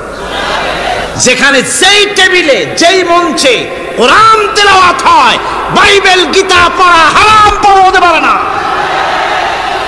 কোরআনের চাইতে শ্রেষ্ঠ কিতাব আল্লাহর দুনিয়া আছে? সমস্ত কিতাবকে রাদ করেছে কোরআন। হযরত ওমর রাদিয়াল্লাহু তাআলা রাসূল করিম সাল্লাল্লাহু আলাইহি ওয়াসাল্লামের কাছে গিয়ে তাওরাতের একটা পাতা পড়তেছি। হযরত আবু বকর রাদিয়াল্লাহু তাআলা আনহু সেখানে চলে এলেন। এসে দেখেন রাসূল করিম সাল্লাল্লাহু আলাইহি ওয়াসাল্লামের চেহারা মোবারক লাল হয়ে গিয়েছে গোসায়। হযরত আবু বকর বললেন, ওমর, তুই যদি এর থেকে মরে যেতিস, তুই যদি এর থেকে মরে যেতিস, তুই যদি এর থেকে মরে যেতি। তিনবার বলল। হযরত ওমর শিউরে উঠলেন, হতচকিত হয়ে উঠলেন। আবু বকর আমাকে মরার কথা বলছেন কেন? তিনি তাকিয়ে দেখেন রাসূল করিম সাল্লাল্লাহু আলাইহি ওয়াসাল্লামের চেহারা মোবারক গোসায় লাল হয়ে। হযরত ওমর বলছেন, ইয়া রাসূলুল্লাহ, আমার এবং আমার পিতা মাতার জীবন আপনার কদম মোবারকে উৎসর্গ হয়ে যায়। আমি অপরাধ করেছি, কি অন্যায় করেছি হুজুর আমাকে। হুজুর বলছেন, ওমর, তুমি যে তাওরাতের পাতা আমার সামনে পড়তেছো, এই তাওরাত যার উপরে নাজিল হয়েছিল, সেই মুসা আলাইহিস সালাম যদি আজকে বেঁচে থাকতেন, তাহলে আমার উম্মতের ভিতরে শামিল হয়ে যাওয়া তার জন্য ফরজ হয়ে যেত। অতীতের সমস্ত কিতাবকে রদ করা হয়েছে, সমস্ত শরীয়তকে বন্ধ করা হয়েছে। সুতরাং কোন মুসলমানের প্ল্যাটফর্মে যেখানে কোরআন তেলাওয়াত হয়, বেদ, বাইবেল, গীতা পড়া হারাম সেখানে। এই মুনাফিকরা তাও করে থাকে। আমার মুসলমান ভাইয়েরা, নজরুল ইসলাম কলেজের ইসলাম শব্দ বাদ দিয়ে নজরুল কলেজ করা হয়েছিল। সলিমুল্লাহ মুসলিম হলের মুসলিম শব্দ বাদ দিয়ে শুধু সলিমুল্লাহ হল করা হয়েছিল। তার মানে ধর্ম এদের কলিজায় আগুন জ্বালিয়ে দেয়। ইসলামের নাম বরদাস্ত হয় না, কোরআনের নাম বরদাস্ত হয় না। আর বরদাস্ত হয়নি বলেই আল্লাহ পাক তার ইন্তেকাম নিয়েছে। আমার বক্তব্য হচ্ছে, কোরআনে কারীম পৃথিবীতে এসেছে শাসন করতে দুনিয়াকে। তার মধ্যে রয়েছে রাজনীতি, অর্থনীতি, সব। এই বিচার ফয়সালা কোরআন থেকে যারা গ্রহণ করে না, রাসূলকে যারা বিচারক মানে না, তাদের সম্পর্কে আল্লাহ পাক কি বলছেন শুনুন। ফালা ওয়া রাব্বিকা লা ইউমিনুনা হাত্তা ইউহাক্কিমুকা ফীমা শাজারা বাইনাহুম সুম্মা লা ইয়াজিদু ফী আনফুসিহিম হারাজাম মিম্মা কাদাইতা ওয়া ইউসাল্লিমু তাসলিমা। আল্লাহ রাব্বুল আলামিন বলেন, ফালা ওয়া রাব্বিক, কখনো নয় হে নবী, আপনার রবের কসম, কখনোই নয়। ওরা মুমিন নয় যারা নাকি তাদের জীবনের সব কিছুর ব্যাপারে যতক্ষণ পর্যন্ত আপনাকে বিচারক না মানে, আপনার দেওয়া ফয়সালাকে গ্রহণ না করে, এবং আপনি বিচার করার পর ফয়সালা দেওয়ার পরে এটার উপরে দ্বিধাহীন চিত্তে মেনে যতক্ষণ না নিবে, ততক্ষণ পর্যন্ত তারা যত ঈমানের দাবি করুক, তারা আসলে মুমিন না। এ ফতোয়া কার? এ ফতোয়া কার? আল্লাহ রাব্বুল আলামিনের ফতোয়া। কখনো মুমিন হতে পারবে না যারা রাসূলুল্লাহকে ফয়সালাকারী হিসেবে গ্রহণ না করবে, কোরআনকে সংবিধানের উৎস হিসেবে গ্রহণ না করবে। কোরআন এসেছে আইনের কিতাব হিসেবে পৃথিবীর মানুষকে পরিচালিত করার জন্য। আজ এই কোরআনের আইন যারা মানে সেখানে শান্তি পায়, কোরআন যেখানে মানে না সেখানে শান্তি হয় না। আল্লাহ পাক পরিষ্কার বলেছেন, কোরআনের আইন মেনে চলো। আর যারা এই কোরআনকে অমান্য করবে তাদের শাস্তি কি হবে? আল্লাহ পাক বলেন, আল্লাযীনা কাযযাবু বিল কিতাবি ওয়া বিমা আরসালনা বিহি রুসুলানা ফাসাউফা ইয়ামালুন। আল্লাহ পাক বলেন, আমি যে কিতাব নাজিল করেছি, এই কিতাবকে যারা মিথ্যা মনে করে, কিতাবকে যারা অস্বীকার করে, কোরআনের আইন যারা মানে না, আমি যে রাসূলের উপরে যা নাজিল করেছি সেগুলির উপরে যারা ঈমান আনে না, এগুলিকে যারা মানে না, তাদের জন্য এর পরিণতি তারা খুব শীঘ্রই টের পাবে। খুব শীঘ্রই তাদেরকে এর পরিণতি দেওয়া হবে। কিয়ামতের দিন তাদেরকে আল্লাহ রাব্বুল আলামিন জাহান্নামে প্রবেশ করাবেন। কোরআনের অবমাননাকারীদের জায়গা কোথায় হবে? কোথায় হবে তাদের জায়গা? জাহান্নামের ভিতরে হবে। সুতরাং আমরা কোথায় যেতে চাই? জাহান্নামে না জান্নাতে? বেহেশতে যদি যেতে চাই, দুনিয়ায় যদি শান্তি চাই এবং আখিরাতে যদি মুক্তি পেতে চাই, তাহলে আমাদেরকে কোরআনের আইনকে মানতে হবে। কিসের আইন মানা লাগবে? কোরআনের আইন মানতে হবে। কোরআনে কারীমের নাজিল হলো, আল্লাহ পাক যে কোরআন আমাদের শিখালেন, আর রহমান আল্লামাল কোরআন, যে কোরআন তিনি আমাদের শিখালেন। এই কোরআন নাজিলের পদ্ধতি ছিল মদিনা এবং মক্কা। রাসূলের মক্কি জিন্দেগিতে কিছু নাজিল হয়েছে, আর মদনী জিন্দেগিতে নাজিল হয়েছে কিছু। মক্কা শরীফে যেগুলি নাজিল হয়েছে সে সূরাগুলো ছিল তাওহীদ, রিসালাত এবং আখিরাতের উপরে নির্ভর করে। আর মদনী সূরা যেগুলি ছিল সেগুলি ফৌজদারি দণ্ডবিধি, উত্তরাধিকারী আইন, তারপরে যাকাত, ওসর, যুদ্ধ, সন্ধি, বন্দী, এরপরে রয়েছে স্বরাষ্ট্রনীতি, পররাষ্ট্রনীতি, অর্থনীতি, জীবন পরিচালনার সমস্ত বিধি আর ব্যবস্থা মদনী জিন্দেগীর সূরাগুলিতে, অবতীর্ণ সূরাগুলিতে আল্লাহ রাব্বুল আলামিন নাজিল করেছেন। কোরআন শরীফ মানুষের সকল সমস্যার সমাধান দিয়েছে। এখানে আমি এখন তার কিছু নমুনা পেশ করছি আপনাদের সামনে, আপনাদের বোঝার জন্য যে কোরআন, অনেকে বলে যে কোরআনের তাফসীরের ভেতরে রাজনীতির আলোচনা হয়। রাজনীতি সেইটুক করি যেটুকুন আল্লাহ কোরআনে করেছেন। জোরে কোন আলহামদুলিল্লাহ। এর থেকে বাড়াই কিছু বলি নাকি? না। কোরআন যেটুকুন করেছে, রাসূলুল্লাহ যেটুকুন করেছে, একজন মুসলমান হিসাবে তা করা আপনার আমার জন্য কি সুন্নত, নফল। ওইটা করা কি জোরে কোন? এটা করা আমাদের জন্য ফরজ। সেই জন্য আমি কিছু নমুনা পেশ করছি আপনাদের সামনে, বুঝতে পারবেন যে কোরআন শুধু নামাজের কথা নিয়ে আসে নাই। কোরআনের মধ্যে আয়াত সংখ্যা কত? ৬,৬৬৬। এটা ঠিক না, কিছু কম আছে। ৬,০০০ কয়েক শত, ভালো করে গুণে দেখা দরকার। তো এই যে আয়াতে কারিমা যেগুলি রয়েছে, এর মধ্যে মাত্র ৫০০ আয়াত হচ্ছে হুকমে শরঈ। ভালো করে শুনুন, ৫০০ আয়াত আদেশ এবং নিষেধ জাতীয়। এটা করো, ওটা করো না, এটা হালাল, ওটা হারাম। এ হলো ৫০০। তো এই যদি ৫০০ হয়, তাহলে বাকি ৬,০০০ কি? বাকি ৬,০০০ ইতিহাস, দর্শন, বিজ্ঞান, রাজনীতি, অর্থনীতি, সমাজনীতি, উত্তরাধিকারী আইন, পররাষ্ট্রনীতি, স্বরাষ্ট্রনীতি, মানুষের জীবনে যা দরকার, ইহকাল, পরকাল, কবর, হাসর, মিজান, সিরাত, জান্নাত, জাহান্নাম, এসব কিছু আল্লাহ পাক বাকি হাজার হাজার আয়াতের মধ্যে বলেছেন। তো ৫০০ আয়াতের পরিচিতি আমাদের জানা আছে, নামাজ, রোজা, হজ, যাকাত, হালাল, বৈধ, অবৈধ ইত্যাদি সম্পর্কে। কিন্তু বাকি আয়াতগুলিতে আমাদের জীবন পরিচালনার ব্যাপারে আল্লাহ পাকের কথা শুনুন, কিভাবে এ কথাগুলি আল্লাহ পাক আমাদের বলছেন। বিচার পদ্ধতি সম্পর্কে শুনুন। কোরআন যে বিচার পদ্ধতি আমাদেরকে দিয়েছেন, নিরঙ্কুশ ন্যায় বিচারের কথা কোরআন বলেছে। কোরআন বলেছে বিচার হতে হবে কি ধরনের? ওয়াইদা হাকামতুম বাইনান নাসি আন তাহকুমু বিল আদল। কোরআন শরীফ বলেছে, তোমরা যখন লোকদের মাঝে বিচার ফয়সালা করবে, তখন অবশ্যই সুবিচার করবে, জাস্টিস, ন্যায় বিচার করবে। এই ন্যায় বিচার করতে গিয়ে তোমার সামনে যদি বিজাতীয় কোনো লোক আসামি হয়ে দাঁড়ায়, অমুসলিম, তখন বিচারটা কিভাবে করবে? কোরআনে কারীম বলছি, ওয়ালা ইয়াজরিমান্নাকুম শানাআনু কওমিন আলা আল্লা তা'দিলু। কোন বিশেষ শ্রেণীর বিচার কাজ করতে গিয়ে, কোন বিশেষ শ্রেণী বা জাতির বিচার কার্য পরিচালনা করতে গিয়ে তাদের প্রতি বিদ্বেষ যেন তাদেরকে, তুমি যেন জুলুম করে না বসো, তখন যেন তুমি ইনসাফ করতে পারো, তাদের উপরে জুলুম করবে না। সে যদি তোমার জাতের লোক না হয়, বিচার করতেছে, তুমি বিচারক হিসাবে সঠিক বিচার করবে, বিচারের মানদণ্ডকে কখনো হেলাদোলা করবে না, ভালো সুবিচার করবে। এটা হচ্ছে কোরআনে কারীমের কথা।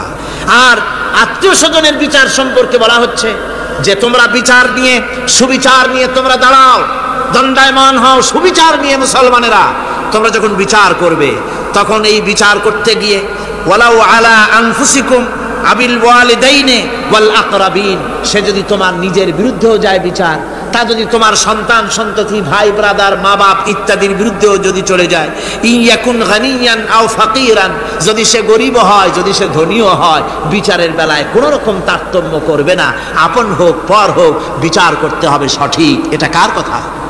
আল্লাহর। জোরে বলেন, কার কথা? পৃথিবীর কোন ধর্মগ্রন্থে কথা বলেছে? পৃথিবীর কোন জাতি কথা বলেছে? কোরআন বলেছে এই সুবিচারের কথা। সুবিচার করতে হবে, বিচারের বেলায় খবরদার আপন পর এবং কোন ধর্মের লোক এই চিন্তা করতে যেও না। কোরআনে কারীমের রয়েছে, কোরআনে কারীমের মধ্যে রয়েছে ফৌজদারি দণ্ডবিধি, জুডিশিয়াল ল, ফৌজদারি দণ্ডবিধি। এখানে একটা কথা বলে নিতে হয়, আল্লাহর আইন, মূল কথাটা কি? আল্লাহর আইন। আল্লাহর আইনের কথা শোনা মাত্রই এক শ্রেণীর লোকেরা মনে করে আল্লাহর আইন মানেই হলো হাত কাটা, আল্লাহর আইনের অর্থই হলো গলা কাটা, আল্লাহর আইনের অর্থই হলো দৌড়া মারা। এটা একটা বাজে কথা। আল্লাহ পাকের আল্লাহ কি এইরকম একটা বদমেজাজি দারোগার মতো আল্লাহ, যে মানুষ পাইলেই খালি পিটাবে আর হাত কাটবে? এটা কথা হইল? হাত কাটা, গলা কাটা, এটা কখন? সুবিচার প্রতিষ্ঠিত হয়ে যাবে, খাওয়া পড়ার গ্যারান্টি মিলবে, তারপরে যদি কেউ চুরি করে দৃষ্টান্তমূলক শাস্তি দাও, হাত কেটে। এর আগে না, মদিনা মুনাওয়ারায় হযরত ওমর রাদিয়াল্লাহু তাআলা আনহুর সময় অনাবৃষ্টির কারণে দুর্ভিক্ষ দেখা দিয়েছিল।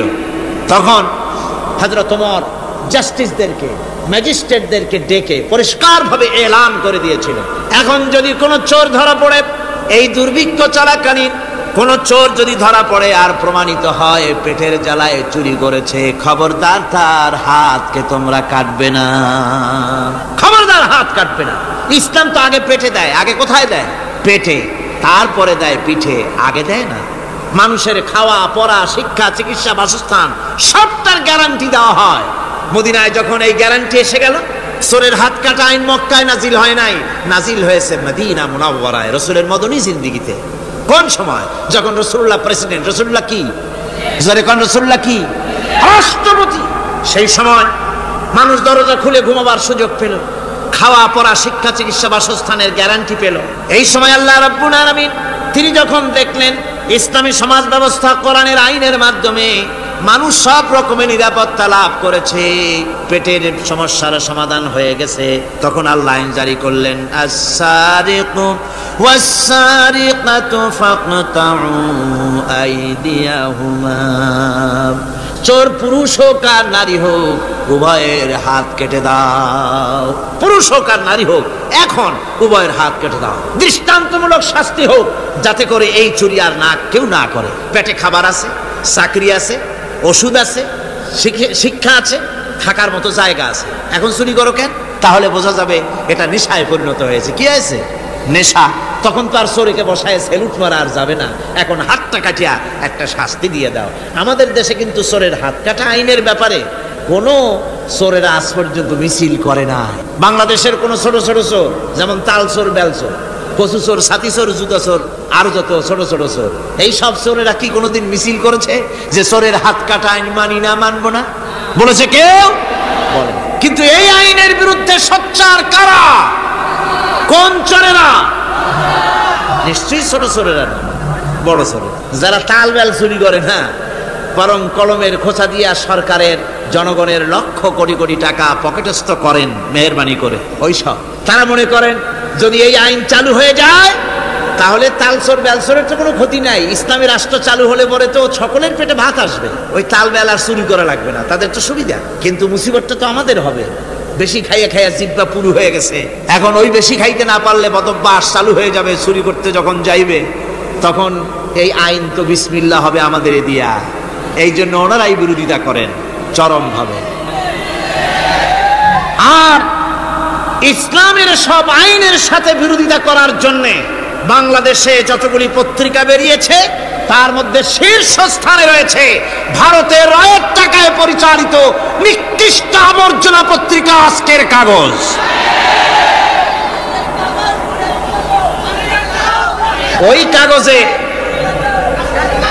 এই কাগজের একটা প্রবন্ধ লেখা হয়েছে আজ। সেই প্রবন্ধে লেখা হয়েছে ধর্মভিত্তিক রাজনীতি এমনি এমনি নিষিদ্ধ করা যাবে না, সম্ভব হবে না, এটাকে একেবারে গোড়া থেকে উপড়ে ফেলে দিতে হবে। মাওয়ারির আবদা ভারতের টাকা নিয়ে লাফালাফি করছে আজকে। তারা বাংলাদেশ থেকে ধর্মভিত্তিক রাজনীতি নিষিদ্ধ ঘোষণার জন্য পায়তারা চালাচ্ছে এই পত্রিকার মাধ্যমে। এই পত্রিকার একমাত্র কাজ গোটা জাতিসত্তাকে দ্বিধা বিভক্ত করা, ইসলামের বিরুদ্ধে ইয়াং জেনারেশনকে খেপিয়ে তোলার জন্য আদা পানি খেয়ে লেগেছে। ধর্মভিত্তিক রাজনীতি নিষিদ্ধ ঘোষণা করার জন্য আপ্রাণ প্রচেষ্টা চালাচ্ছে। সংসদে পর্যন্ত এই বক্তব্য উঠানো হয়েছে, তাই না? সংসদে উত্থাপিত হয়েছে ধর্মভিত্তিক রাজনীতি নিষিদ্ধ ঘোষণা করতে হবে। আমি বলেছি ধর্মভিত্তিক রাজনীতি নিষিদ্ধ ঘোষণা করে ফেলেছিল রাশিয়া। রাশিয়ার যেই পার্লামেন্টে বসে ধর্মভিত্তিক রাজনীতি নিষিদ্ধ ঘোষণা করা হয়েছিল, যে পার্লামেন্টের ঘোষণার বলে লক্ষ লক্ষ মুসলমানদেরকে জবাহ করা হয়েছে রাশিয়ায়, যে পার্লামেন্টের ঘোষণার বলে মসজিদ মাদ্রাসা ভেঙে চুরি একাকার করে দেওয়া হয়েছিল রাশিয়ায়, যেই পার্লামেন্টে বসে আলেম ওলামা পীর দরবেশদেরকে হত্যা করার জন্য নির্দেশ দেওয়া হয়েছিল রাশিয়ার যে পার্লামেন্ট থেকে, সেই দেশ আজ আর আস্ত নাই, দেশটা টুকরা টুকরা হয়ে গিয়েছে। বাংলাদেশের পার্লামেন্টে আজকে যারা এই দুঃসাহসিক কথা বলছেন, ধর্মভিত্তিক রাজনীতি নিষিদ্ধ ঘোষণা করার কথা যারা উচ্চারণ করছেন, রাশিয়ার পার্লামেন্টের ইতিহাস ভুলে যাবেন না। বাংলাদেশে 11.5 কোটি তৌহিদি জনতার তৌহিদি রক্ত, তৌহিদি চেতনা সমস্ত শরীরে মাথায় আর রগ রেশায় টকবক করছে ইসলামী চেতনা, ইসলামের রক্ত। এই মুসলমানদের সাথে আগুন নিয়ে খেলা করার চেষ্টা করো না। আমার বন্ধুগণ, কোরআনের আইন বন্ধ করার ক্ষমতা কারো নাই। এই আইন চালু হলে পরেই শান্তি আসবে। ওরা বিরোধিতা করছে, ওরা বলছে চোরের হাত কাটা আইন, এটা হচ্ছে একটা অমানবিক ব্যাপার। আইনটা কার? আল্লাহ। মানুষগুলি কার? তা তোমারা তো দরদ কেন? মায়ের চাইতে মাসির দরদ বেশি, এটা কি খুব সুলক্ষণ? না, এটা দারুণ কুলক্ষণ। সুতরাং আল্লাহ রাব্বুল আলামিন তার আইন হচ্ছে শাশ্বত আইন। চোরের হাত কাটা আইন অর্থ এ নয় যে বাংলাদেশ ইসলামী দল যদি ক্ষমতায় আসে পাইকারি দরে চোরের হাত কাটা আরম্ভ করবে না। ততক্ষণ পর্যন্ত আইন চালু হবে না যতক্ষণ পর্যন্ত সমস্ত মানুষ তাদের কর্মসংস্থান না হবে, খাবার না পাবে, চাকরি বাকরি না হবে, খেয়ে পরে খাওয়া পড়া শিক্ষা চিকিৎসা বাসস্থান সবটার গ্যারান্টি মিলবে, তারপরে আইন চালু হবে। এর আগে না। আল্লাহ রাব্বুল আলামিন ফৌজদারি দণ্ডবিধির আওতার ভিতরে চোরের কি শাস্তি হবে তা বললেন, নরহত্যার শাস্তি কি হবে তাও আল্লাহ পাক এখানে বলছেন, ইয়া আইয়ুহাল্লাযীনা আমানু কুতিবা আলাইকুমুল কিসাসু ফিল কাতলা। আল্লাহ পাক বলেন তোমাদের প্রতি নরহত্যার শাস্তি স্বরূপ কিসাস নির্দিষ্ট করা হয়েছে, অর্থাৎ হত্যার বদলে হত্যা করা। একজন মানুষ আর একজন মানুষকে হত্যা করেছে, কোরআনের আইন হচ্ছে ওকেও হত্যা করে। কি সুন্দর আইন, সুবহানাল্লাহ পড়েন। তাহলে কি হবে? রেডিও টেলিভিশনে পত্র পত্রিকার মাধ্যমে যদি খবর ছড়ানো হয় যে হত্যাকারীর বিচার হবে কোরআনের আইন অনুযায়ী, প্রকাশ্য রাজপথে হত্যাকারীকে তাকেও যদি হত্যা করে দেওয়া হয়, এই দৃশ্য উপস্থিত জনতা যত দেখবে, পত্র পত্রিকায় খবর পাবে, টেলিভিশনের পর্দায় দেখতে পাবে, যারা দেখলো এই সব লক্ষ লক্ষ জনতার ভেতরে মানুষ হত্যা করার দুঃসাহস আর আসবে? আল্লাহ পাক বলছেন এটা হচ্ছে মানুষের কিসাস, এর মধ্যে রয়েছে মানুষের জীবন। এরপরে নরহত্যার শাস্তি আল্লাহ পাক এভাবে কোরআনে কারীমের মধ্যে বললেন। জিনার শাস্তি, আয-যানিয়াতু ওয়াজ-যানি ফাজলিদু কুল্লা ওয়াহিদিন মিনহুমা মিআতা জালদা। আল্লাহ রাব্বুল আলামিন বলেন জিনাকারিনী পুরুষ, জিনাকারিনী নারী আর জিনাকারা পুরুষ, তাদের শাস্তি হচ্ছে উভয়কে 100 করে দৌড়া মারা, প্রাণদণ্ড দিয়ে দেওয়া। এই শাস্তি যদি হয় জেনা বন্ধ হয়ে যাবে, বিবাহ সহজ হবে। ইসলামী রাষ্ট্র হলে পরে জেনা করা কঠিন হবে, বিবাহ করা সহজ হয়ে যাবে। এটা হচ্ছে কোরআনের আইনের সুন্দর বিধান। জেনার শাস্তি, চোরের শাস্তি, নরহত্যার শাস্তি জুডিশিয়াল লয়ের আওতায়, ফৌজদারি দণ্ডবিধির আওতায় এগুলি পড়ে। এগুলি সব কোরআন শরীফে আছে না নাই? আছে কিনা? তাহলে কি করে আপনি বলবেন আপনি ধর্ম নিরপেক্ষ? আপনি শুধু ধর্ম আপনার ব্যক্তিগত ব্যাপার আর রাজনীতি একটা আলাদা ব্যাপার। এবারে আল্লাহ রাব্বুল আলামিন মদ পান সম্পর্কে, যারা মদ পান করবে, জুয়া খেলবে যারা, তাদের সম্পর্কে মদ্যপায়ীদের ব্যাপারে আল্লাহ পাক বলছেন ইন্নামাল খামরু ওয়াল মাইসিরু ওয়াল আনসাবু ওয়াল আজলামু রিজসুম মিন আমালিশ শাইতানি ফাজতানিবুহু। আল্লাহ পাক বলেন নিঃসন্দেহে মদ, জুয়া এবং পাশা, এই সমস্ত খেলাকে, এই সমস্ত জিনিসকে নাপাক ঘোষণা করা হয়েছে। এগুলি সব হতেছে শয়তান কর্তৃক উদ্ভাবিত নোংরা কাজ। এগুলি শয়তানের কাজ। মদ আর জুয়া কার কাজ? যারা বলেন কার কাজ? শয়তানের কাজ। সুতরাং ফাজতানিবুহু, এর থেকে তোমরা ফিরে থাকো। আল্লাহ বলছেন মদ এবং জুয়া মানুষকে আল্লাহর জিকির থেকে ফিরায় রাখে। ফাহাল আনতুম মুনতাহুন, এগুলি শোনার পরেও কি তোমরা এর থেকে ফিরে থাকবে না? এবার আল্লাহ রাব্বুল আলামিন ওজনে কম দেওয়া সম্পর্কে বলছেন। যারা ব্যবসায়ী, অনেক ব্যবসায়ী আছে, ব্যবসা করতে গিয়ে ধর্ম ব্যক্তিগত ব্যাপার, ব্যবসার মধ্যে ধর্ম নিতে চাই না। কয় যে ধর্ম দারুণ পবিত্র জিনিস, এত পবিত্র, শুধু মসজিদে থাকবে, শুধু মাদ্রাসায় থাকবে, আমার জীবনের বিস্তীর্ণ অঙ্গনে ধর্ম ঢুকতে পারবে না। তার মানে ভাবখানা এই, আল্লাহ এবং রসুলকে বলে দেওয়া হচ্ছে হে আল্লাহ, হে রসুল, তোমাদের উপরে 144 জারি করে দিলাম, শুধু মসজিদে আর খানকায় থাকো, মাদ্রাসায় থাকো, আমাদের জীবনের বিস্তীর্ণ অঙ্গনে তোমাদের কোনো প্রবেশের অধিকার নাই। জোরে কর নাউজুবিল্লাহ। আল্লাহ পাক মানুষের জীবনের সকল ক্ষেত্রে আইন চলবে আল্লাহ। ইনিল হুকমু ইল্লা লিল্লাহ। আইন চলবে কার? ওই আল্লাহ রাব্বুল আলামিন বলেন ওজনে কম দিও না। ওয়াউফুল কাইলা ইযা কিলতুম ওয়াজনু বিল কিসতাসিল মুস্তাকিম। মেপে যখন কোনো জিনিস দিবে পরিমাপে কম দিবে না, ওজন করে যখন দিবে ওজনেও কম দিবে না। আল্লাহ পাক কোরআনে কারীমের মধ্যে সুন্দর করে সব কথা বলে দিলেন। ওজনে কম করো না, পরিমাপে কম করো না, সঠিকভাবে এটাকে দিও। ইয়াতীমের মাল সম্পর্কে কোরআন বলছে ওয়ালা তাকরাবু মালাল ইয়াতীম ইল্লা বিল্লাতী হিয়া আহসান। ইয়াতীমের মাল ভক্ষণ করা তো দূরের কথা, এর নিকটবর্তী হয় না। তবে হ্যাঁ, এতিম বয়সপ্রাপ্ত হওয়া পর্যন্ত যদি আমানত রাখো সেটা ভিন্ন কথা, কিন্তু এতিমের মালকে ভক্ষণ করো না অবৈধভাবে। এতিমের মালের সুরক্ষার জন্য আল্লাহ পাক বলে দিলেন। অশ্লীলতা সম্পর্কে, আজকে সমাজে অশ্লীলতা চলছে, বেহায়ামি, নগ্নতা চলছে, এ সম্পর্কে আল্লাহ পাক বলছেন কুল ইন্নামা হারামা রাব্বিয়াল ফাওয়াহিশা মা যাহারা মিনহা ওয়া মা বাতান। আল্লাহ পাক বলেন, হে নবী আপনি বলে দেন আমার প্রভু নিঃসন্দেহে প্রকাশ্য এবং অপ্রকাশ্য সব রকমের নির্লজ্জতা এবং পাপাচারকে নিষিদ্ধ ঘোষণা করেছেন, হারাম করে দিয়েছেন। প্রকাশ্য এবং অপ্রকাশ্য সব রকমের পাপাচারকে, নির্লজ্জতাকে আল্লাহ পাক নিষেধ করেছেন। আজকে আমাদের দেশের টেলিভিশনে যে সমস্ত নির্লজ্জ বিজ্ঞাপন দেওয়া হয়, নারীর দেহের যে সৌন্দর্য প্রদর্শনী করা হয়, এই কি কোনো মুসলমান দেশের করা উচিত? কোন মুসলমানদের জন্য এটা কি বৈধ? আজ নির্লজ্জতা, বেহায়ামি ছড়িয়ে পড়ছে চতুর্দিকে। আল্লাহ পাক নিষেধ করছেন, হারাম করে দিয়েছেন। প্রকাশ্য অপ্রকাশ্য সব রকমের নির্লজ্জতা আল্লাহ পাক হারাম করেছেন। সুদ সম্পর্কে আল্লাহ পাক বলছেন ওয়াহাল্লাল্লাহুল বাইআ ওয়া হারামার রিবা। আল্লাহ পাক বলেন আমি সুদকে হারাম করেছি আর ব্যবসাকে করেছি হালাল। ব্যবসা করো, ব্যবসার মধ্যে বরকত আসবে। সুদ নিও না, সুদ দিও না। আজকে সুদের প্রচলন চলছে। আল্লাহর আইন না থাকার কারণে এমন একটা জঘন্য ধরনের অপরাধ আমার জাতি করছে, সুদের মতো নিকৃষ্ট পাপের সাথে গোটা জাতি জড়ায় গেছে। ঠিক কিনা কর? সুদ খাওয়া এবং দেওয়া কি? জোরে বলেন কি?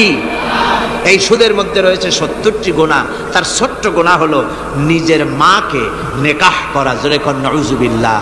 এই মারাত্মক গুনাহ গোটা জাতি জড়িয়ে আছে। এই জন্যে আলহামদুলিল্লাহ, আল্লাহ শুকর আদায় করি যে এখন বাংলাদেশে ইসলামী ব্যাংক চালু হয়েছে, সুদমুক্ত ইসলামী ব্যাংকিং বাংলাদেশে চালু হয়েছে। কোন আলহামদুলিল্লাহ। এতদিন সুদী ব্যাংকে লেনদেন করেছেন, তার না হয় একটা জবাব দিতে পারবেন কিয়ামতের দিন যে আল্লাহ সুদমুক্ত ব্যাংক ছিল না, করবোটা কি? এই টাকা পয়সা নিয়ে বিপদে পড়ে গেছিলাম, চোরে নেবে, ডাকাতে নেবে, জীবন যাবে, তাই সুদী ব্যাংকে পয়সা রাখছিলাম। হয়তো একটা জবাব, খোড়া অজুহাত খাড়া করতে হয়তো বা পারবেন। কিন্তু সুদমুক্ত ব্যাংক চালু হওয়ার পর সুদী ব্যাংকের সাথে যারা লেনদেন করছেন আর নামাজ রোজাও করছেন, কি জবাব দেবেন কোন কিয়ামতে? নামাজে রক্ত হয়ে গেছে, উজুর পানি নাই, কি করবেন? নামাজ ছেড়ে দেবেন? কি করবেন? তায়াম্মুম করবেন। তায়াম্মুম করে নামাজের মুসাল্লায় দাঁড়িয়ে গেছেন, এমন সময় উজুর পানির খবর এসে গেছে, কি হবে? তায়াম্মুম থাকবে না, ছুটে যাবে। ইসলামী ব্যাংক ছিল না বলে সুদী ব্যাংকগুলিকে তায়াম্মুমের মতো ব্যবহার করেছেন, কিন্তু ইসলামী ব্যাংক এসে গেছে, উজুর পানি এসে গেছে। এখন যদি সুদী ব্যাংকের সঙ্গে লেনদেন চালু রাখেন, মনে রাখবেন অবশ্যই কিয়ামতের দিন আল্লাহর দরবারে আসামির কাঠ গড়ায় দাঁড়াতে হবে। সুদের টাকা দিয়া গার্মেন্টস ফ্যাক্টরি করা হচ্ছে। উদ্বোধনের দিনে মৌলভী সাহেব তাও পাওয়া যায়, অসুবিধা হয় না। মিলাদের দাওয়াত হয়েছে, কোনটাকে দিয়ে বানাইছে তা জানার দরকার কি? কিছু পয়সা তো হবে। মিলাদ পড়তে গেলেন, কোরআন তেলাওয়াত করলেন, দোয়া করলেন, বরকতের জন্য দোয়া করলেন। কোন জায়গায় বসে তেলাওয়াত করলেন আপনি? কার নামে দরুদ পড়লেন? কোন জায়গায় পড়লেন যে সুদের টাকা দিয়ে ঘরটা তৈরি হলো, আল্লাহর সাথে বাগাওয়াত করা হলো? আবার সেখানে সাইনবোর্ড লাগায় হাযা মিন ফাদলি রাব্বি, এটা আমার প্রভুর অনুগ্রহ। নাউযুবিল্লাহ, প্রভুর অনুগ্রহ সুদের টাকা দিয়ে ঘর বানানো। কবি বলছেন ये इमारत बनी है सूद से आए मेरे मुरब्बी, ये इमारत बनी है सूद से आए मेरे मुरब्बी, और उस पे लिखा है हादा मिन फضل रब्बी। এই বিল্ডিং তৈরি হয়েছে সুদের টাকা দিয়ে। আর কি ভাগ্যের বিড়ম্বনা, কি পরিহাস! সেই সুদের টাকার বিল্ডিং এর উপরে লেখা হচ্ছে হাদা মিন ফাদলি রাব্বি, এটা আমার আল্লাহর অনুগ্রহ। নাউযুবিল্লাহি মিন যালিক। কোরআন তেলাওয়াত করে উদ্বোধন করা হচ্ছে, দরুদ পড়ে উদ্বোধন করা হচ্ছে না, আল্লাহর সাথে বাগাবত করা হচ্ছে। সুতরাং আল্লাহ পাক বলছেন আমি সুদকে হারাম করেছি, ব্যবসাকে করেছি হালাল। এই সুদ থেকে যদি না ফেরো, فإن لم تفعلوا فأذنوا بحرب من الله ورسوله। আল্লাহ রাব্বুল আলামিন বলেন যদি এই সুদ থেকে না ফেরো, যদি এই সুদ থেকে বিরত না থাকো, তাহলে আমি আল্লাহ এবং আমার রাসূলের পক্ষ থেকে যুদ্ধের ঘোষণা রইল। পারবেন আল্লাহ রাসূলের সাথে যুদ্ধ করতে পারবেন? নাউযুবিল্লাহি মিন যালিক। কি মানুষের পক্ষে সম্ভব? সুদ সম্পর্কে আল্লাহ ঘোষণা করলেন কোরআনে কারীমের মধ্যে। এবার ধনী এবং গরিব সম্পর্কে, ধনী আর গরিবের ভিতরে সম্পর্কটা কেমন হবে আল্লাহ পাক কোরআনে কারীমের মধ্যে বলে দিলেন ওয়াফি আমওয়ালিহিম হাক্কুল লিসাইলি ওয়াল মাহরুম। আল্লাহ রাব্বুল আলামিন বলছেন ও ধনীরা, তোমাদের সম্পদের ভেতরে গরিবদের অধিকার আছে, সে অধিকার আদায় করে দাও। একথা বলা হলো না গরিবরা তোমাদের করুণার পাত্র, দয়া করে তাদের কিছু দাও, একথা আল্লাহ বলেন নাই। বললেন ধনীরা শুনে রাখো, তোমাদের সম্পদে গরিবদের অধিকার আছে, অধিকার তাদের ফিরিয়ে দাও। এরপরে আল্লাহ পাক বললেন কাইলা ইয়াকুনা দুলাতাম বাইনাল আগনিয়াই মিনকুম, তোমাদের সম্পদগুলি যেন তোমাদের ধনশালী লোকদের হাতে যেন পুঞ্জীভূত না হয়ে যায়। দেশের সমস্ত সম্পদ গুটি কতক লোকের হাতে যেন পুঞ্জীভূত না হয়, বরং তার যাকাত, ফিতরা, সাদকা, এককালীন দান ইত্যাদির মাধ্যমে জনগণের কাছে যেন তা পৌঁছে যায়, এক জায়গায় যেন পুঞ্জীভূত হয়ে না থাকে। এভাবে করে আল্লাহ পাক মানুষের জীবনের সাথে সম্পৃক্ত কথাগুলি বলছেন। রাষ্ট্র ব্যবস্থা সম্পর্কে বলছেন ওয়া আমরুহুম শুরা বাইনাহুম, রাষ্ট্র পরিচালনা করতে গিয়ে তাদের সাথে পরামর্শ ভিত্তিক রাষ্ট্র চালাও, স্বৈরাচার হয়ে ক্ষমতায় বসে থেকো না, ইচ্ছে মাফিক দেশ চালায়ও না, ডিক্টেটর হয়েও না, পরামর্শ ভিত্তিক দেশ পরিচালনা করো। এভাবে করে আল্লাহ রাব্বুল আলামিন রাষ্ট্রপ্রধানকে বললেন ওয়াসাবিরুহুম ফিল আমর, প্রত্যেকটি ব্যাপারে, রাষ্ট্রের সব ব্যাপারে তাদের সঙ্গে পরামর্শ করে নাও, পরামর্শ সবার সঙ্গে পরামর্শ করে পরামর্শের ভিত্তিতে কাজ করো, এমনি স্বৈরাচার হিসাবে কাজ করো না। কোরআন প্রবর্তিত সমাজ সকল নাগরিকের মৌলিক অধিকারের গ্যারান্টি দিয়েছে, জোরে কোন সুবহানাল্লাহ। এখন আমি যে কথাগুলি বলবো, এই কথাগুলি শুধু মুসলমানদের জন্য নয়, হিন্দু, মুসলমান, খ্রিস্টান, বৌদ্ধ, নারী, পুরুষ, সাদা, কালো, বর্ণ, ভাষা, দল, মত নির্বিশেষে সমস্ত মানুষের জন্য নাগরিক অধিকারের গ্যারান্টি দিচ্ছে কে? আল্লাহ পাক। জোরে বলেন কে দিচ্ছেন? আল্লাহ পাক। আল্লাহ পাক জীবনের নিরাপত্তা দিচ্ছেন। কোরআনের আইন যদি চালু হয়, নাগরিকদের জীবনের নিরাপত্তা লাভ হবে, জোরে কোন সুবহানাল্লাহ। কিভাবে হবে? আল্লাহ রাব্বুল আলামিন বলেন ওয়ালা তাকতুলুন নাফসাল্লাতী হারামাল্লাহু ইল্লা বিল হক। আল্লাহ পাক বলছেন যে জীবনকে আল্লাহ হারাম সম্মানই করেছেন, ন্যায় ব্যতীত তাকে খবরদার হত্যা করো না। মানুষকে হত্যা করো না, খবরদার হত্যা করো না। আল্লাহ পাক হত্যা নিষিদ্ধ ঘোষণা করে দিলেন আর বললেন মান কাতালা নাফসান বিগাইরি নাফসিন আও ফাসাদিন ফাকান্নামা কাতালান নাস জামিআ। কেউ যদি কোন নরহত্যা এবং বিপর্যয় সৃষ্টি করে, কোন অপরাধ ছাড়া যদি কেউ কোন নির্দিষ্ট অভিযোগ, তাকে হত্যার শাস্তি দেওয়া যায় কোরআন অনুযায়ী, এরকম ছাড়া যদি অন্যায়ভাবে কেউ কাউকে হত্যা করে, তাহলে একটা লোক হত্যা করা নয়, একটা মানুষ হত্যা করার অর্থ হলো গোটা বিশ্বের সমস্ত মানুষকে হত্যা করা। কে বলছেন এ কথা? আল্লাহ পাক বলছেন। আর একটা মানুষকে যদি বাঁচায় দেওয়া যায়, তাহলে সে যেন গোটা পৃথিবীর সমস্ত মানুষকে বাঁচায় দিল। এ কথা কে বললেন? আল্লাহ সুবহানাহু ওয়া তাআলা বলেছেন। এরপরে নরহত্যা যারা করবে তাদের জন্য রয়েছে শাস্তি। কি শাস্তি? আল্লাহ পাক বলছেন ওমাইয়াকতুল মুমিনান মুতাআম্মিদান ফাজাযাউহু জাহান্নামু খালিদান ফিহা وغضب الله ولعنه وأعد له عذابا عظيما। আল্লাহ পাক বলছেন ওমাইয়াকতুল মুমিনান মুতাআম্মিদান, যে ব্যক্তি কোনো মুমিনকে ইচ্ছে করে হত্যা করলো, ফাজাযাউহু জাহান্নাম, তার শাস্তি কি? যারা বলেন শাস্তি কি? খালিদ, সেই জাহান্নামে চিরকাল তাকে থাকতে হবে। ওয়া গাদিবাল্লাহ ওয়া লানাহু, আর তার উপরে আল্লাহর গজব, আল্লাহর লানত, চিরকাল এই শাস্তি তাকে জাহান্নামে ভোগ করতে হবে। এই কথাগুলি না জানার কারণেই আজকে কলেজ বিশ্ববিদ্যালয়গুলিতে মানুষ হত্যা চলছে পাখি হত্যার মতোই, ঠিক কিনা কোন? বিশ্ববিদ্যালয়গুলিতে, কলেজগুলিতে মায়ের কোল খালি করা হচ্ছে, পিতাকে কাঁদানো হচ্ছে।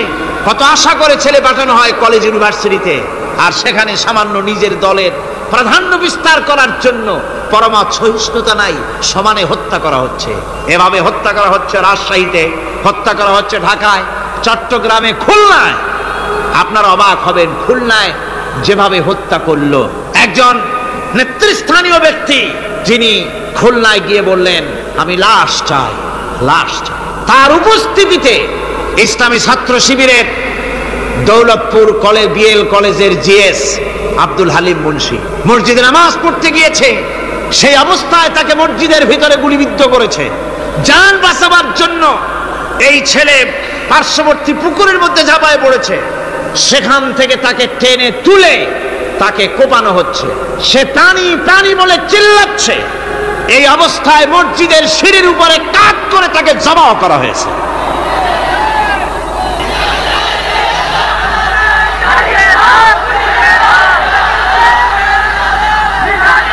এরপরে খুলনা আলিয়া মাদ্রাসার ছাত্র, এতিম ছাত্র, দুপুর বেলায় খানা খেতে বসেছে, সেই খানা খাওয়া অবস্থায় তাকে গুলি করে ছোরা দিয়ে কুপিয়ে কুপিয়ে তাকে দুনিয়া থেকে বিদায় করা হয়েছে। এভাবে প্রতিটি শিক্ষাঙ্গনে এভাবে মানুষকে মারা হচ্ছে, ছাত্রদেরকে মারা হচ্ছে।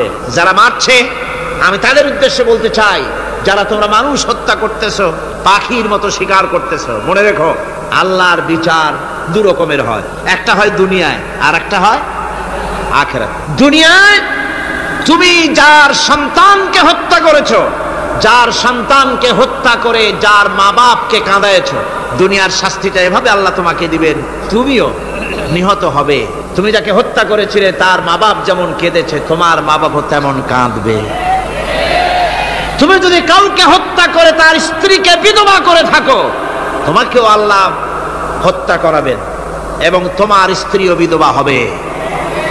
তুমি যদি কাউকে হত্যা করে তার সন্তানকে এতিম বানায় থাকো, অবশ্যই তুমিও নিহত হবে, নিহত হবে, আর তোমার সন্তানেরা এতিম হয়ে কাঁদবে, ভিক্ষাও মিলবে না, আল্লাহ এমন করে ছাড়বে।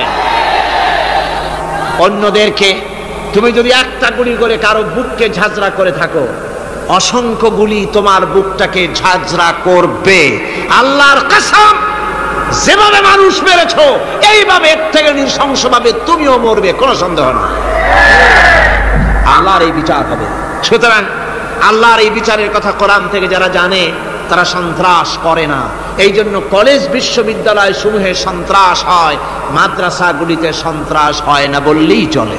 কথা কি ঠিক বললাম না বাড়ায় বললাম? সন্ত্রাসের কারণে টাইটেল মাদ্রাসা বন্ধ হয়েছে কয়টা বাংলাদেশে? ফাজেল মাদ্রাসা কয়টা? দাখিল কয়টা?